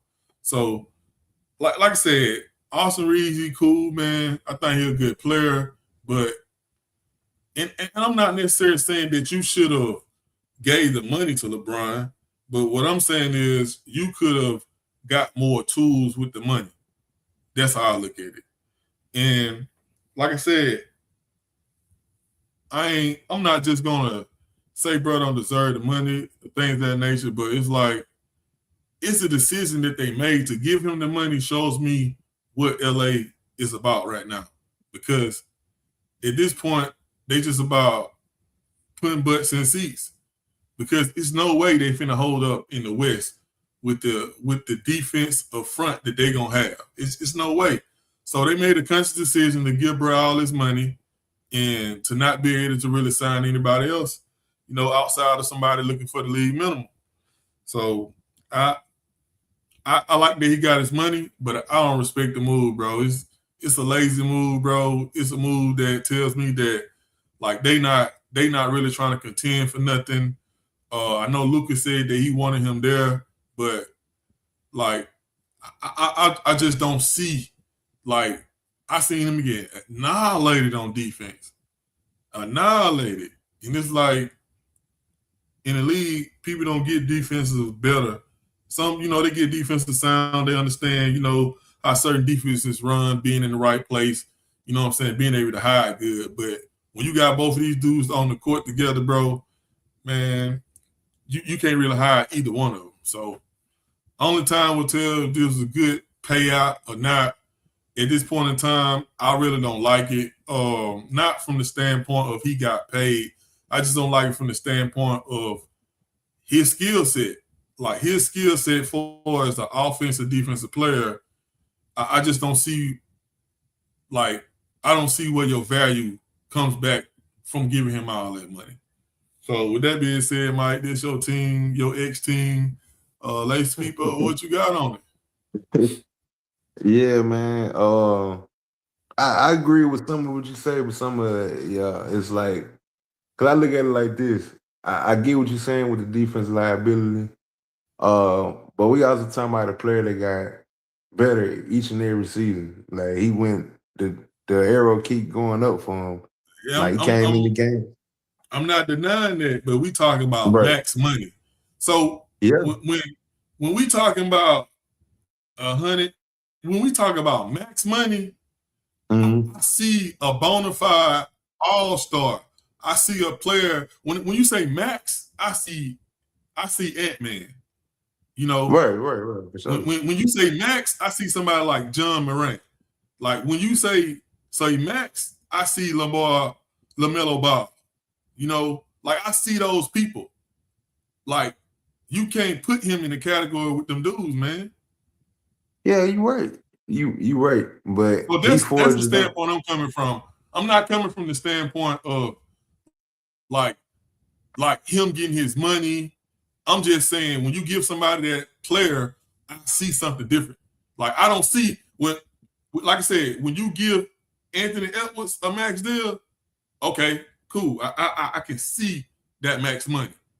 Yeah, Like for sure. when you give Luka, when they gave Luka that $300 million, okay, I see that. You know what I'm saying? That's what when you say max deal in the NBA, that's what I see. So when they give him the money, I don't see max deal. Like I don't see max deal player. Put it like that. It's cool that he got his money. I just don't see max player money in this player. I get it, but he has been outperforming his contract. You know what I'm saying? He been getting low contracts I for the get what you longest. saying, bro. But we still talking about max. I see what you're Of course, saying. he outplayed. You're right. You're 100% right. He outplayed his contract. I give you that. But like I Yeah, he said, did. when I hear max, I think about like he's not what I see when I hear max. I get it. I get what you're saying. I get what you're saying. Like, and it's gonna come with a lot. The crown weight heavy with the head. You know what I'm saying? What they say, bro. Like, it's gonna come with a lot of responsibilities, bro. Like, he gonna have to live up to it. It's always gonna be questioned: is he worth the money? Is he worth? You know what I'm saying? And they should have played him. He did defensive liability, but Trae Young just got 12 million too. He don't play a lick of defense. We talking He don't about play defense. bro, but we still talking about a perimeter all-star. We talking about like we exactly. We talking about somebody who get buckets on a highest clip. We talking about somebody averaging, you know what I'm saying? We didn't see Trae Young get 20 assists in games. You know, he averaging over 10. So that's what I'm saying. Like, that's exactly what I'm saying. Like, when we see Trae Young, when you think about Trae Young, like the healthy Trae Young, you see it. Like, he's not a bona fide all-star. You see what I'm saying? Like, I see. That's all I'm saying. Like I said, it's nothing knocking him like getting paid. I'm just saying when I hear max deal, I think about max player, and I just don't. I get it. To me, he don't fit the max player caliber. He deserves to get paid. I'm not saying he don't get deserve. I'm not saying that he don't deserve to be paid or anything of that nature. I'm just saying when I hear that the NBA is finna give somebody max contract, the first thing come to my mind is perimeter all-star. You know what I'm saying? This person, don't get me wrong, Austin Reeves get buckets. Don't get that twisted. You know what I'm saying? He get buckets. But we talking about like buckets on the level of, like I said, somebody like Ant-Man. I know I keep bringing Ant-Man up. I know we talking about top 3 in the league, but we talk when you get somebody max money, I'm looking for Shea buckets. I'm looking for Ant-Man buckets. I mean, I know, you know what I'm saying? I'm judging on a high scale, but it just shows me what type of time LA on. No knock to Austin Reeves. For sure. I think from what I got from it was they had to do this. They had to do this because I'll give you that. They had to do this because from the simple fact, from what I read and looked into, the Detroit Pistons wanted Austin Reeves bad, and they was gonna give him not with the max deal right here, but they were gonna give him something close to it because the Lakers was in control of who was gonna be able to pay him the most. So Detroit was gonna pay him whatever they wanted, whatever they could to get Austin Reeves there. And word on the street was he was about to go to Detroit. So they tried to come at him with another low ball you know what I'm saying, off of, because I guess they were still trying to see what Bron was gonna do, whatever the case might be. But when them guys, well, you know, I guess they got word that Bron probably wasn't coming back, so they felt like they had to do this because Yeah, and I get it. I get it. you gotta either do this or you leave with just Luka. You know, it could have been a scenario where Austin Reeves and Bron was gone.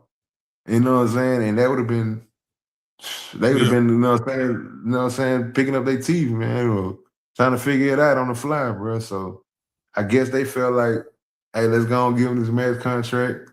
Luka wanted them back. They played well together, like you know what I'm saying. You mentioned earlier, they played well together. Bron obviously ain't coming back, so that gives Austin Reeves a bigger role, which he started thriving in. We seen last year. So you know, I like it. You know what I'm saying? Is it too much money for him? Like you say, do it outweigh the production? Of course, you know, it's gonna be questions about that. That's legit. That's legit. But I felt like this is the move that the Lakers had to make. And Austin Reeves, you know, I ain't gonna say he don't deserve it because, like I say earlier, he got better each and every year. He did what was necessary. Do he got defensive liabilities? Hell yeah, for sure. But I like Austin Reeves. I like him a lot, bro. He played with a lot of heart. Like he's a gritty player. You know, he's a good scorer. He's a playmaker. Yeah, he's everything what you said, bro. Nah, for sure. But I get what you're saying. As far as you know, he getting a max contract, we should be getting max production. You know, you thinking about players like him don't get max deals like that. But at this how the cookie crumbled because at the same time, they was in danger of losing him also. So it was a move that was necessary at the end of the day. That's how I looked at it. Yeah, you're 100% right. You're 100% right because, like you said, like just listen to what you just said. It's a move that they had to make. It's somebody who they couldn't afford to lose. So I'm gonna look at it from your perspective, and I'm gonna switch from your perspective. You know what I'm saying? Like I said, it's just like when I hear Max Steel, I hear Anthony Edwards, though. But for sure. You're 100% right.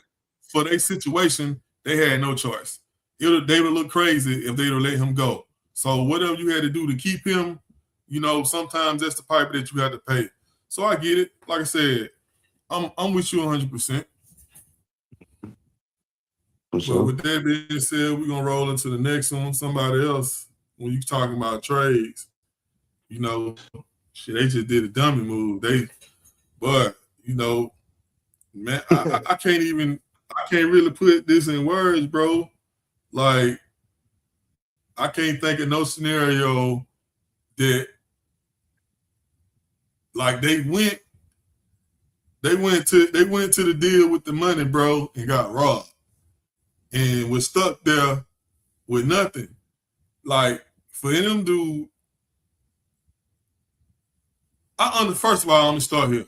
I understand where all this comes from. All this stems from them losing the 3-0 lead and Jalen Brunson coming out and Jalen Brown coming out and saying this is his favorite best season. I get the reason why he said that. Me personally, I don't think I'd have came out and said that, but I'm not mad at him for saying that because some people just retards, man. You know, like you have to take that and dissect it for what he said. You can't try to dissect it and put your own sauce on it and make it seem like, oh, he's selfish. Oh, they just lost 3-0. Like you putting that extra sauce on it and you knowing that this man is a respectable human being and you knowing this man ain't sitting here thinking, I don't care nothing about losing the 3, you know what I'm saying, the 3-1 lead. I don't care nothing about the team. You know, he's not coming from that perspective.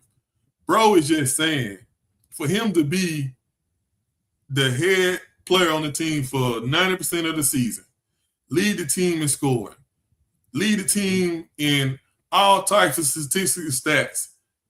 Like, you can look on paper and see that this is this man's best season. So For sure. you have to be smart enough to understand that the man is not saying that he don't care about his team and like it's all about me. That's not what he's saying. And I think that's what started this whole thing. Everything got blown out of proportion. And that's cool. Boss can do what they want. But what they made a mistake at is that you came to you brought the weapons, but you ain't had no ammunition. Like it just ain't make no sense for them not to like do whatever it took to make this trade happen when you trying to get off a player like this that's one of the best players in the league, already has a crazy contract. Like what you expect for him to do for you to go and try to offload this man and you couldn't do it. Like it makes it just shows incompetence with Boston. And I don't understand how you couldn't unload him. If that was what you really wanted to do, if these people weren't asking for the world, throwing one more player in, throwing a draft pick in, it wasn't going to break the bank. It wasn't going to set you guys back because you was going to be getting one of the top 5, top 10 players in the league with Giannis. And you pretty much trading superstars for superstars. You know, the only difference is in age. The money is going to be the money, and you don't do whatever it takes to get this deal done when you want this man to be gone. And now he's back, and now you're going to end up making a crackhead deal to get rid of him because he's disgruntled. And I just don't understand, like, for a franchise like Boston to make a mistake like this is that's going to echo, you know what I'm saying, with their team for years to come. Because at this point, you have no choice to trade him. I can't see no possible way they starting off the 26-27 season with Jaylen Brown on their team. But, you know, that's my smoke with it, Mike, man. What, like, how you see it from the whole perspective of the debacle, you could have had one of the best players, and that's something that would have put them over the top to have, you know what I'm saying? They have what they already got. And with Giannis, I mean, it would have been, they was going to be number one in the East. But what you got on the mic? Man, to be honest, that's why I wanted to see Giannis go initially. Like I wanted him to go to Boston. So that would have been that, like you said, man, that would have been that trade, bro. To put them over the hump. I think all sides would have been happy. Everybody would have won, bro. Everybody would have won in that trade because that was even, bro. That was even. Yeah, you would have gave up. Like you say, all they had to do was give up one more pick, bro. You know, they offered 2 first rounds and Jaylen Brown. That was it. So you could have pitched in Derek White, you know what I'm saying, or another draft pick, whatever. And Milwaukee was gonna jump on. Yeah, they was going, bro. They was gonna jump. You telling me you got a package headlined by Tyler Hero versus a package headlined by Jaylen Brown? Man, I'm taking the Jaylen Brown trade for sure. You know, ain't no way in here I wouldn't take the Jaylen Brown trade over the Tyler Hero package, even though it's more players and probably a little bit more draft picks. But we talking about Jaylen Brown, bro. This dude, we talking about Jaylen Brown. Dude just put on a masterpiece last year. The whole season, bro, finished top 5 in MVP voting.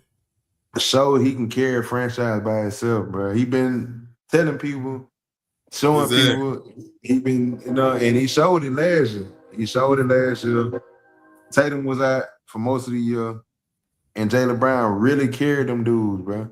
He really carried them dudes. That was my MVP. And y'all can go back and check the shows. That was my MVP for this season. For sure. Like I say, I don't have no blowback on Jaylen Brown for what he said because I understood what he was saying. Exactly. You know what I'm saying? People was looking at it from a standpoint, like you said, they was being a little ignorant about it. You know what I'm saying he being selfish, but man, let's be honest. Jaylen Brown has been one of the most unselfish players in the league, bro. You know what I'm saying? It always been a thing since he came in the league. Was he worth a top 3 pick? He showed it. He's him and Tatum, you know what I'm saying? Who team it is? He had to deal with that for years and years and years. And he showed last year he was capable of carrying them, being a 1A player, bro. So dude had a lot to prove, bro. And he proved it. And he still ain't get the credit that, you know what I'm saying, that he was seeking. So for him to get this kind of criticism for what he said, well, what he said on the stream, whenever he said it, I thought it was very unfair, bro, because he was just speaking his mind from an individual standpoint. I'm like, yeah, this is my best season. Yeah, this is my favorite season because I got to show people. A lot of people been down me forever. I got to show people I'm a 1A player. I got to show people I can carry the team without Tatum. So, yeah, I can see why he said what he said. And I ain't got no problem with what he said, bro. But the damage from this, you know what I'm saying, from this, it's tremendous, bro, because you got to trade him now. Now you gotta trade him. Now you gotta trade him. Ain't no way he come back. Even if it don't happen now. By the time the trade deadline come around, he can't. You gotta do something, bro. and you missed that. You know what I'm saying, on the Giannis shit, on the sweepstakes. But you can rectify the situation by trading him. I don't know if you can get a significant value pack from what you thought you was gonna get for Jaylen Brown. But at this point, you gotta make something happen, bro. You gotta make something happen. And the dude, at this point, he probably feel like he ready to lead them guys, bro. He ain't got a ring. He ain't got the contract. Man, now he wants the contract, respect. ring, Finals MVP. It don't get no sweeter than that. Not he all about his respect now. You know what I'm saying? Now he want his respect, man. And I get it, bro. And I get it. You know what I'm saying? Like I don't really fault Jaylen Brown. I like Jaylen Brown. I don't think he's a selfish player at all. I think he's been unselfish for the most part of his career. And so for him, I guess, to pull a selfish act and say what he say, and he got the right to say what he say. You know what I'm saying? Like he freedom of speech. You can say what you want to say. I don't think he said nothing bad against him. He ain't like he said, man, hey, F the Celtics, man, I did my thing. Man, I don't mess with Tatum. He ain't say none of that. He didn't talk down on Tatum and nothing. He was speaking from his standpoint. But from here, I don't know where they go from here, bro. Because, they missed out on a lot of stuff, you know what I'm saying, from this. So I heard Portland was all in on him. A lot of teams were trying to get him. But I think Portland still can get him. You know what I'm saying? I still think they can pull it off, and try to get him. And I think that'll be live for Portland, bro. If they can make that happen, team them up with Ja and Dame and stuff, I think that'll be nice, bro. That'll be nice, man. But I don't really. They got to get off Drew Holiday, so it'll be him reuniting. So and they got draft picks at the wazoo, bro. Portland got draft picks, plenty of draft picks. So I just don't see where else he can go. I don't know what I'm saying. Initially, I think for him, before he signed the extension, the Rockets were trying to get him Udoka, one of his favorite players. Yeah. So that's before they even got Kevin Durant. I thought they should have made that move. They should have made it happen. Yeah. Let Jaylen Brown go down to the Rockets. And, he would have got them farther than what they didn't win. But, man, from here, I don't see nobody. I don't really see what they can do to rectify the situation, man. But they need to do something quick. Yeah, for sure. We're going to run into this. Boots Ennis had a fight this weekend. He became unified champion. Salute to Boots. It was a good fight while it lasted. I think Boots got a little bored in the fight. He got caught with a shot. He was hurt for a good little while. His legs was gone. He got his legs back, and he just picked up where he left off from. To me, he put out the blueprint of how to beat him, but it's Boots' era. Like, at this point, I think bruh is going to be pretty unstoppable. I don't see none of these dudes. I look at it like this. The only person can beat Boots is Boots. And that's saying a lot from the simple fact that sometimes he have like flight mental lapses. He do a lot of stuff like that I don't like. He kind of like the way he dodges punches. Sometimes he can run into punches, but all in all, man, like bro, next ain't nobody. Like I said, I can't see none of these dudes like touching him, especially a focus Boots. You know, the Terrence Crawford talk, that shit should be over with after seeing this fight. And like I said, Boots dominated. Only person I feel like can beat Boots is Boots.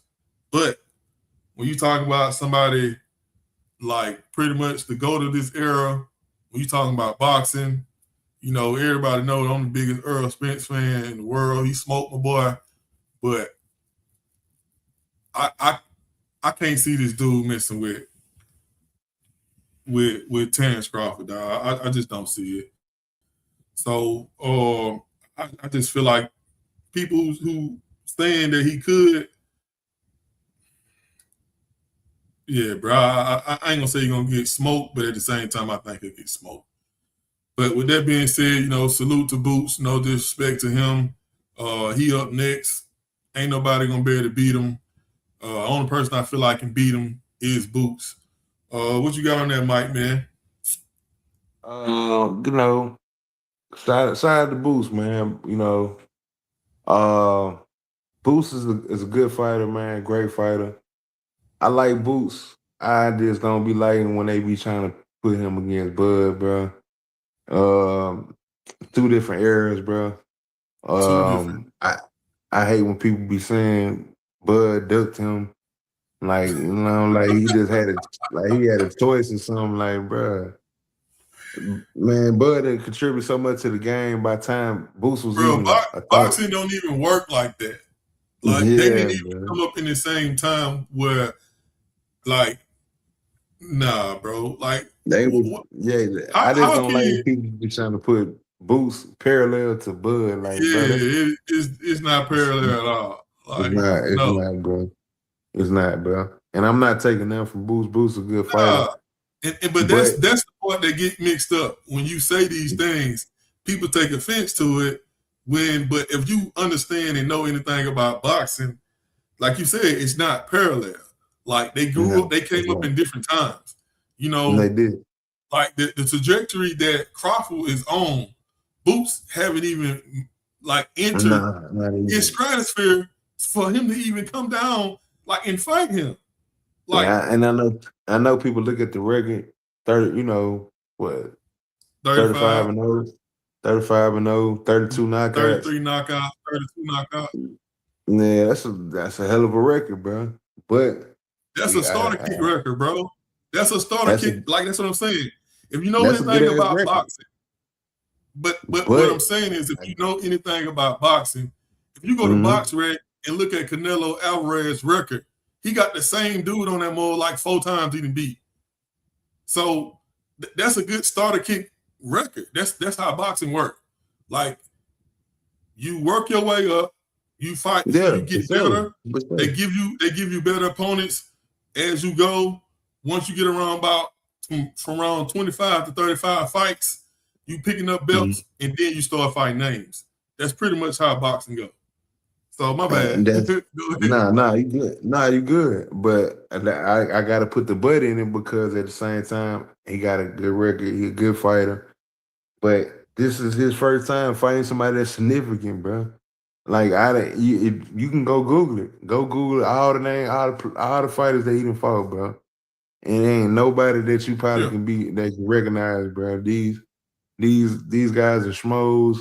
I ain't saying they bums because they fighters, they professional fighters, but at the same yeah, time, this is first signature win, bro. And you know, it's well deserving. He deserved it, bro, because it's time for him to start fighting these type of fights, bro. You know what I'm yeah, saying? So yeah. that I'm glad. I'm glad he fought this fight. He fight this fight, and from here on out, it ain't no looking back. You know what I'm saying? This is Yeah, something that can exactly. it ain't no looking back. You can't go Yeah, and down don't get to it twisted fighting what with we saying. Like, right. don't get it twisted what we saying. Like, Mike is saying that this dude is on a trajectory of nobody stopping him. I'm saying Yeah. that Yes, sir. the only person that can beat him is himself. Like, you don't say Yeah. that about fighters. Virgil, Mhm. he gonna smoke Virgil. Like, none of Yeah, these dudes, like, I can't see none of these dudes being able to beat him, bro. Like, yeah. but we talking about Terrence Bud Crawford, bro. This boosts the vision for sure. This definitely I do want to see him fight Fedora. You know what I'm saying? But him and Fedora would be a good fight. Man, but I think now ultimately Boots that will fight, win.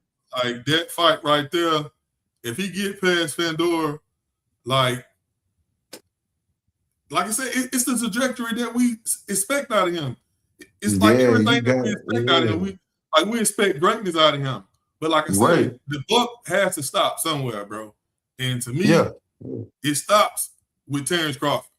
Like, Yeah. That needs to be that that's got where to the chill buck with that, stop, bro. bro. Yeah, That's you where the got to buck chill stop. with that, bro. Yeah, It ain't fair. It ain't even fair, bro. Like to be, and like I say, man, Boots is a great fighter. But one thing that he got to work on, that I think one of his biggest flaws, he takes too many. He leaves himself open a lot. You know what I'm that's saying? why I said He I don't like the leave, way I don't like the way he blocks shots and yeah, does shots. man. And you fight somebody, man, that can cost you, bro. It ain't cost him yet, and it cost him during It that did fight cost him because in that's the that first, third like I round. said, he gave the blueprint on how to beat him. Yeah, I would yeah. say. You know what I'm saying? And I I'm gotta not give it to saying that he dude. can be beat. I'm not saying I'm like you have to understand how we talking. Like Mm-hmm. this is no knock against him, but Right. when you get a fighter with the caliber that he is, and you trying to compare it to a person that has, in our eyes, a higher caliber than him, is no room for mistakes. And just Right. watching him being kind of green, like far as the like Mike just said, the high caliber fights, he don't have a Mm-hmm. lot of those. So Nah, when you you don't. fighting against high caliber fighters, you seeing a different level of competition. You seeing a different Yeah, for level sure. of like the skill set is just totally different. So like I For said, sure. none of this is to go against Boots. Like we both right sitting up here saying that Boots is up next. In my eyes, the only people that can maybe like be in the same mix as him is some of the older guys that's around right now, but he's gonna keep on proving himself. And like this conversation pretty much is not about Boots. It's about that the Mm-hmm. people that's trying to put him in the category with Bud, Terrence bro. Crawford. What Mike just said, bro, this is the first step up fight on this caliber that he It has. is, bro. It is, bro. It is, bro. Like I say, from here on out, it should be nothing but prime time fights for him, bro. You For know what I'm sure. saying? Because like you say, he on his way to greatness. He still got some stuff to prove, but from what it look like right now, it's definitely his division. Um, he got a good path for him, man. He really do. And I don't know, he possibly can move up. But 154 is definitely his division now. Who you want to see him fight next, Mike? Give me two people you want to see him fight next. I want to see him Fedora for sure. I want to see him fight Fedora, and then I think the second person I want to see him fight one of the Cholo twins, bro. Man, that's it. To I me, want to see one of the Cholo twins.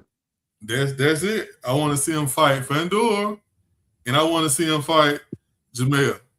Because Jamel is the old undisputed champion.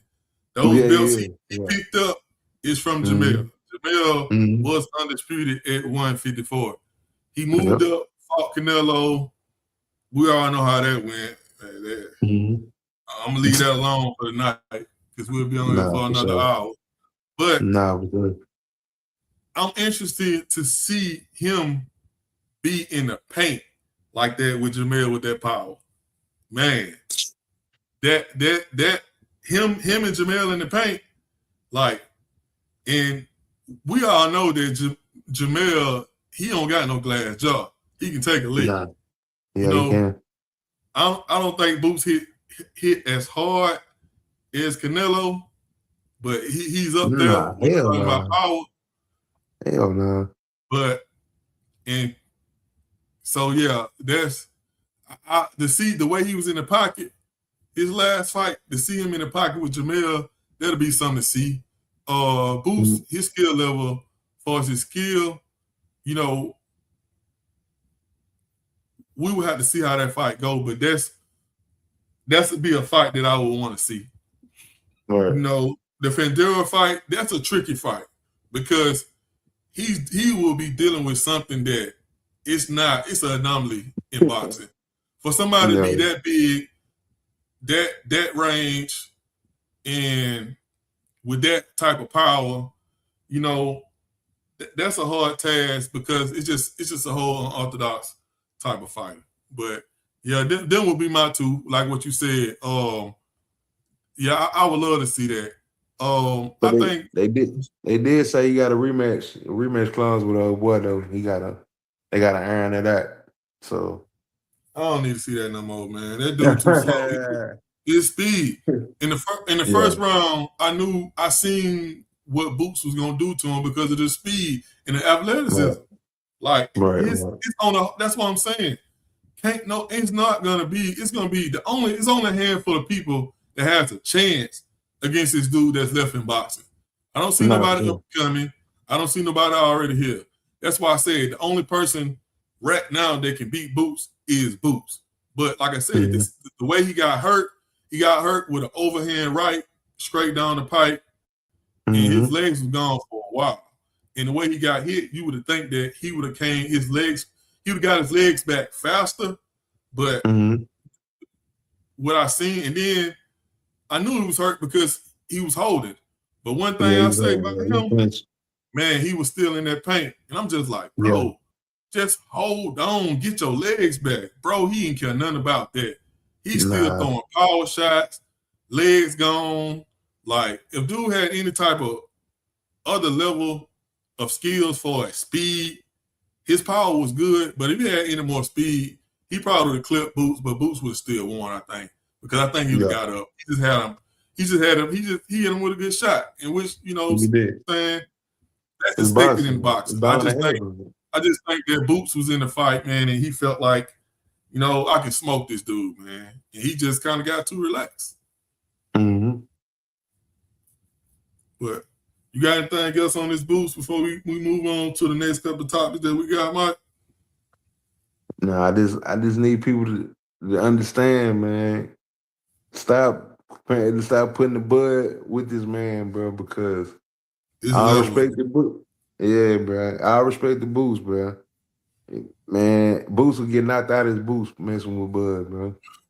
You know what I'm saying? So hey man, they just put that to rest, bro. Dude, a great fighter. He owned the division. More like that Canelo Floyd fight.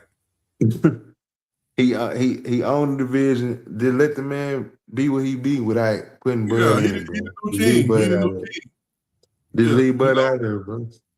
Yeah, Bud to pass his crown on. He the new king, bro. So that's all it need to be. He don't need to be nothing else. You know what I'm saying? He the new king. He the new king, bro. That's it. But that's it, man. We got a couple more topics before we get out of here, man. We're gonna switch to this foolery real quick.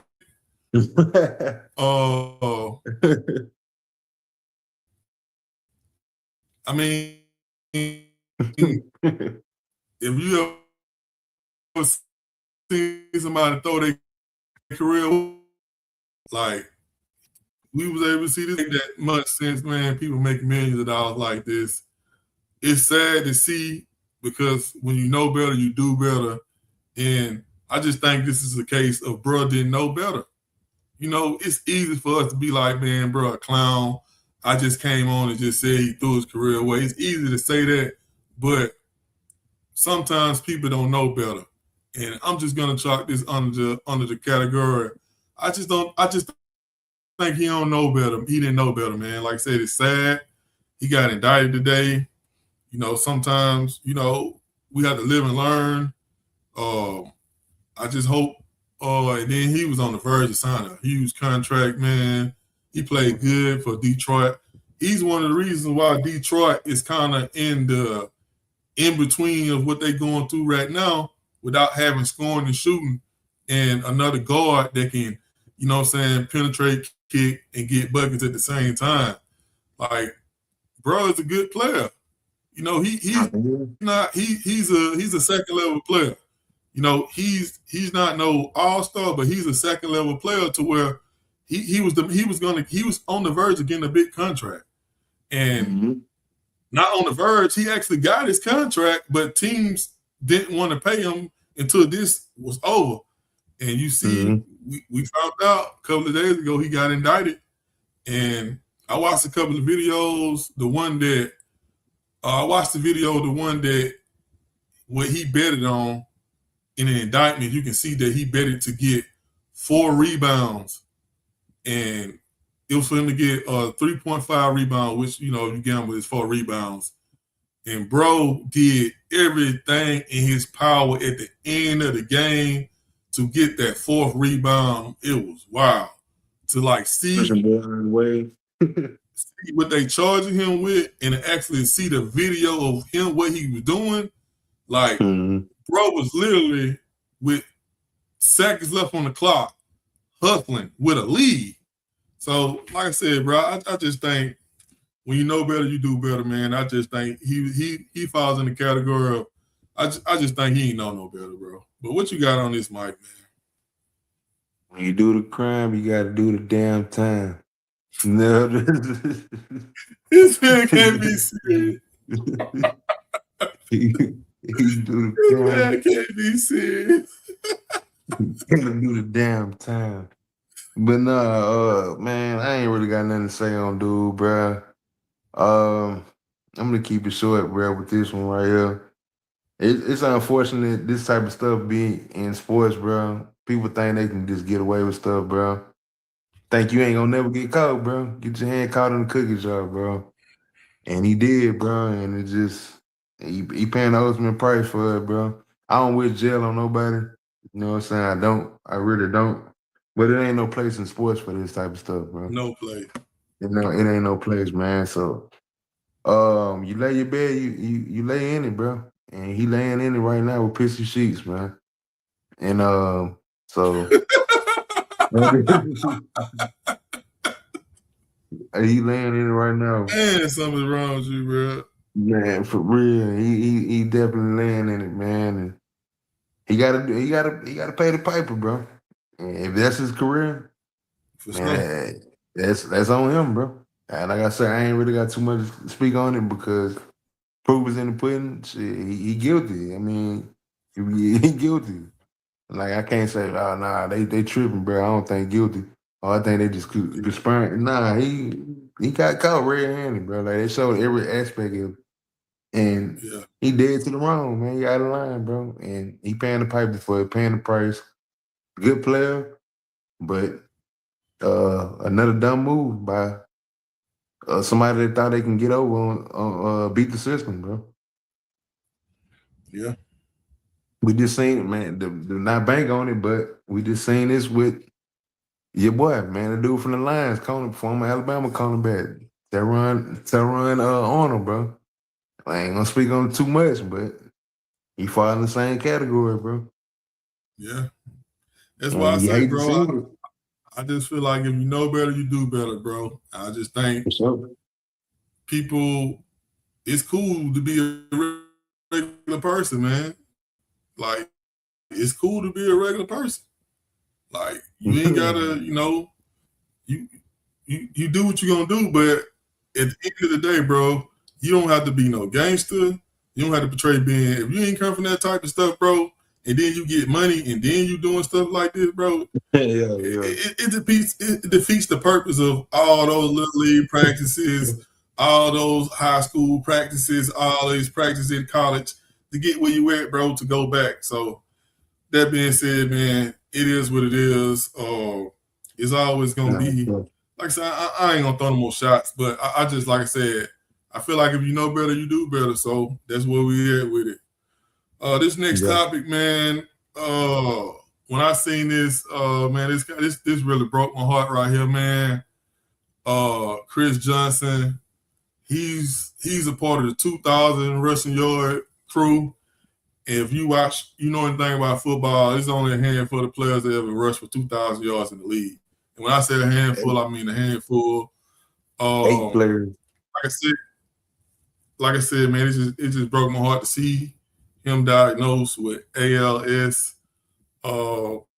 It's pretty much a disease that attacks your body, your nervous system, to where you pretty much eventually becomes non-functional as far as your motor skills.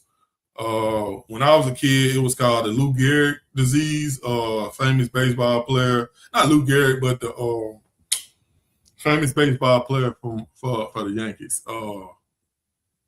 And you know that's all I knew about it. Him and his people in his team, they trying to shed more light on the situation, but to see him not looking like himself, I recently just started following on Instagram maybe a year and a half ago because I seen him having success with a whole bunch of like juice bars and stuff, and he started popping out and showing up on shows and stuff. So he was one of my favorite players, especially running backs when I was, I ain't gonna say younger, but young.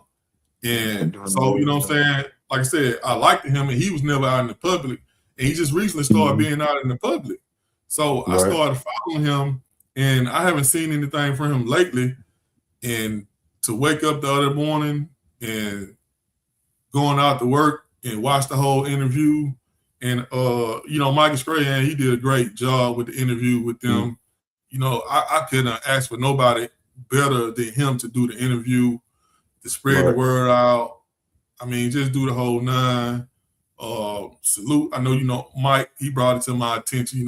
He got a real superwoman. I'm gonna let him get that off. But man, just prayers go for him and his family and his kids, man. And just him spreading awareness to what's going on. You don't know anything about it, look it up. Like I said, bro was a good dude. And, he's still, what I'm saying, he's still here. So we ain't gonna speak about him like he's gone. But it's just a crazy thing to see. And then it's no signs of that being something that's in his family. So, my heart goes out to him and his family, man. Prayers gonna be up, gonna continue to pray for him and hope that they keep on, doing all types of clinical trials to, come up with something to make people with that disease, better. What you got on the whole situation, Mike, with Chris Johnson, man?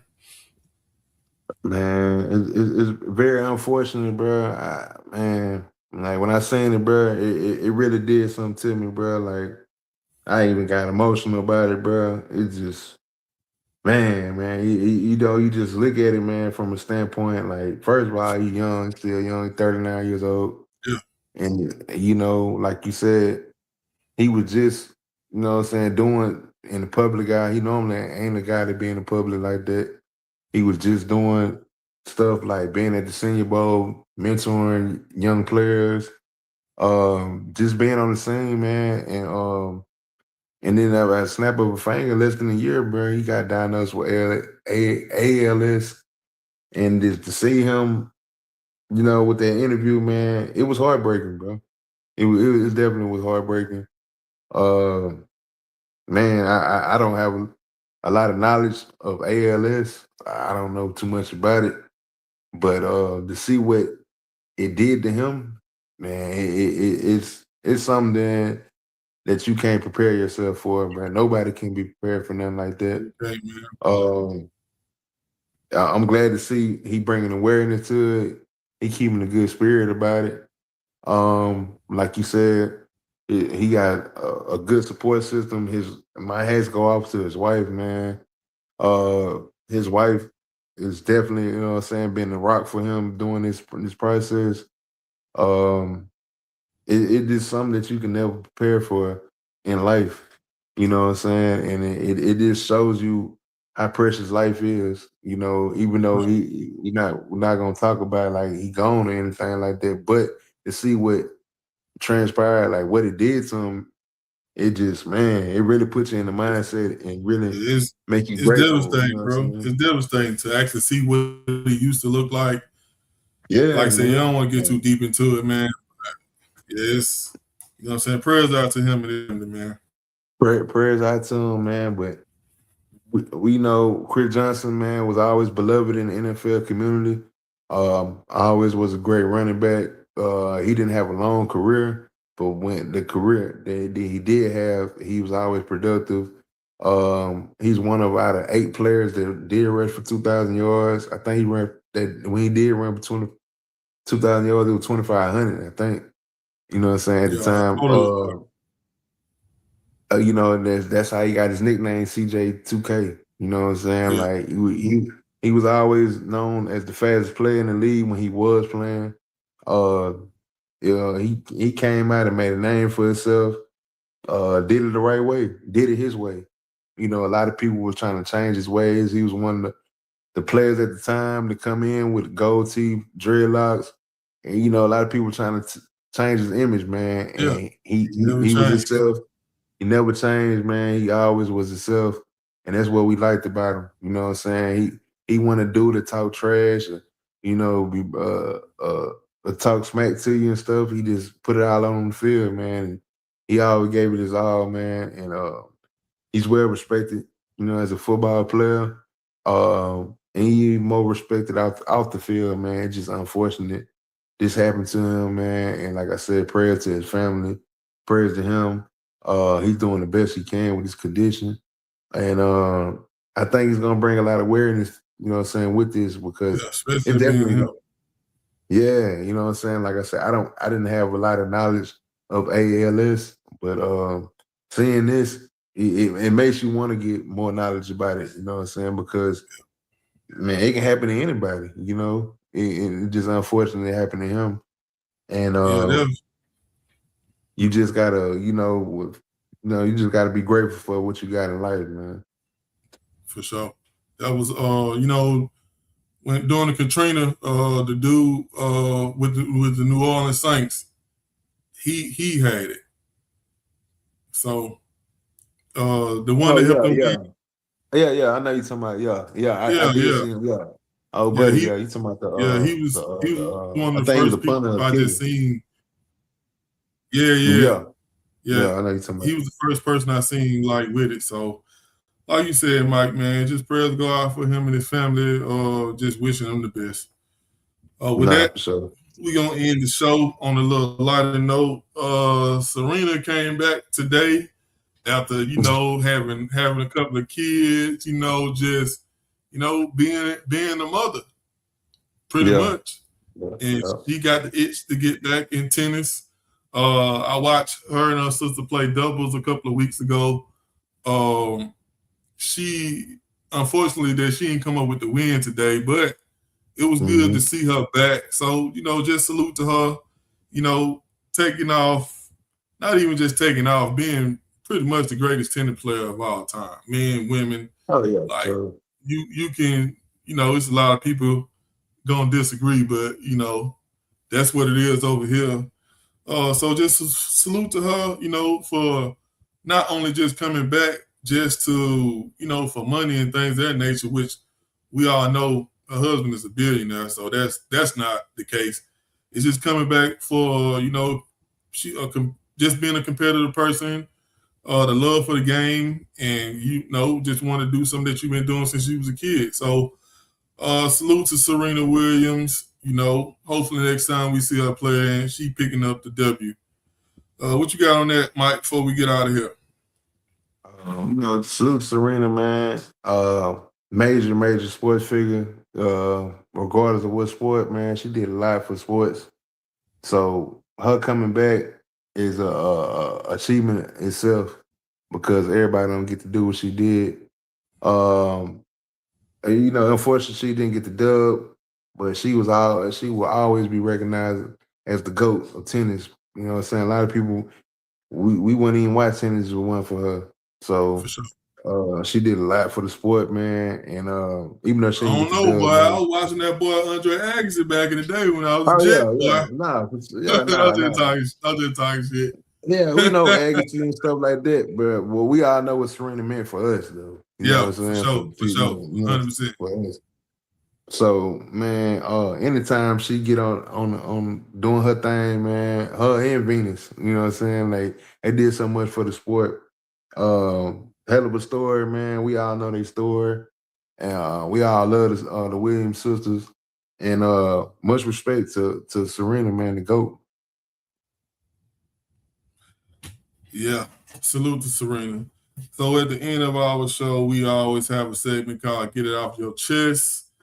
Man, there was a long, good show, Mike. I don't really have too much to get off my chest, man. Shoot, we've been running for 2 hours and 15 minutes. With that being said, shoot, if I had anything to get off my chest, it's already off. Yeah, You got anything to get off your chest before we get out of here, Mike? man, we put it all on the table tonight, man. So shoot, For it sure. is what it is, man. Just keep tuning in, keep hitting the like and subscribe button, man. Keep tapping in. You know, we're gonna keep hitting y'all with this material, man. For sure. Like he said, hit the like, subscribe button. Do anything. We still on our journey to get monetized. So keep on supporting. Appreciate everybody who joined in tonight. Know it was a long show, but it was a much needed show. Anything Yeah. and everything that happened in sports for the last week or so, we got y'all faded tonight. Appreciate y'all tuning in. We out. Yes, sir.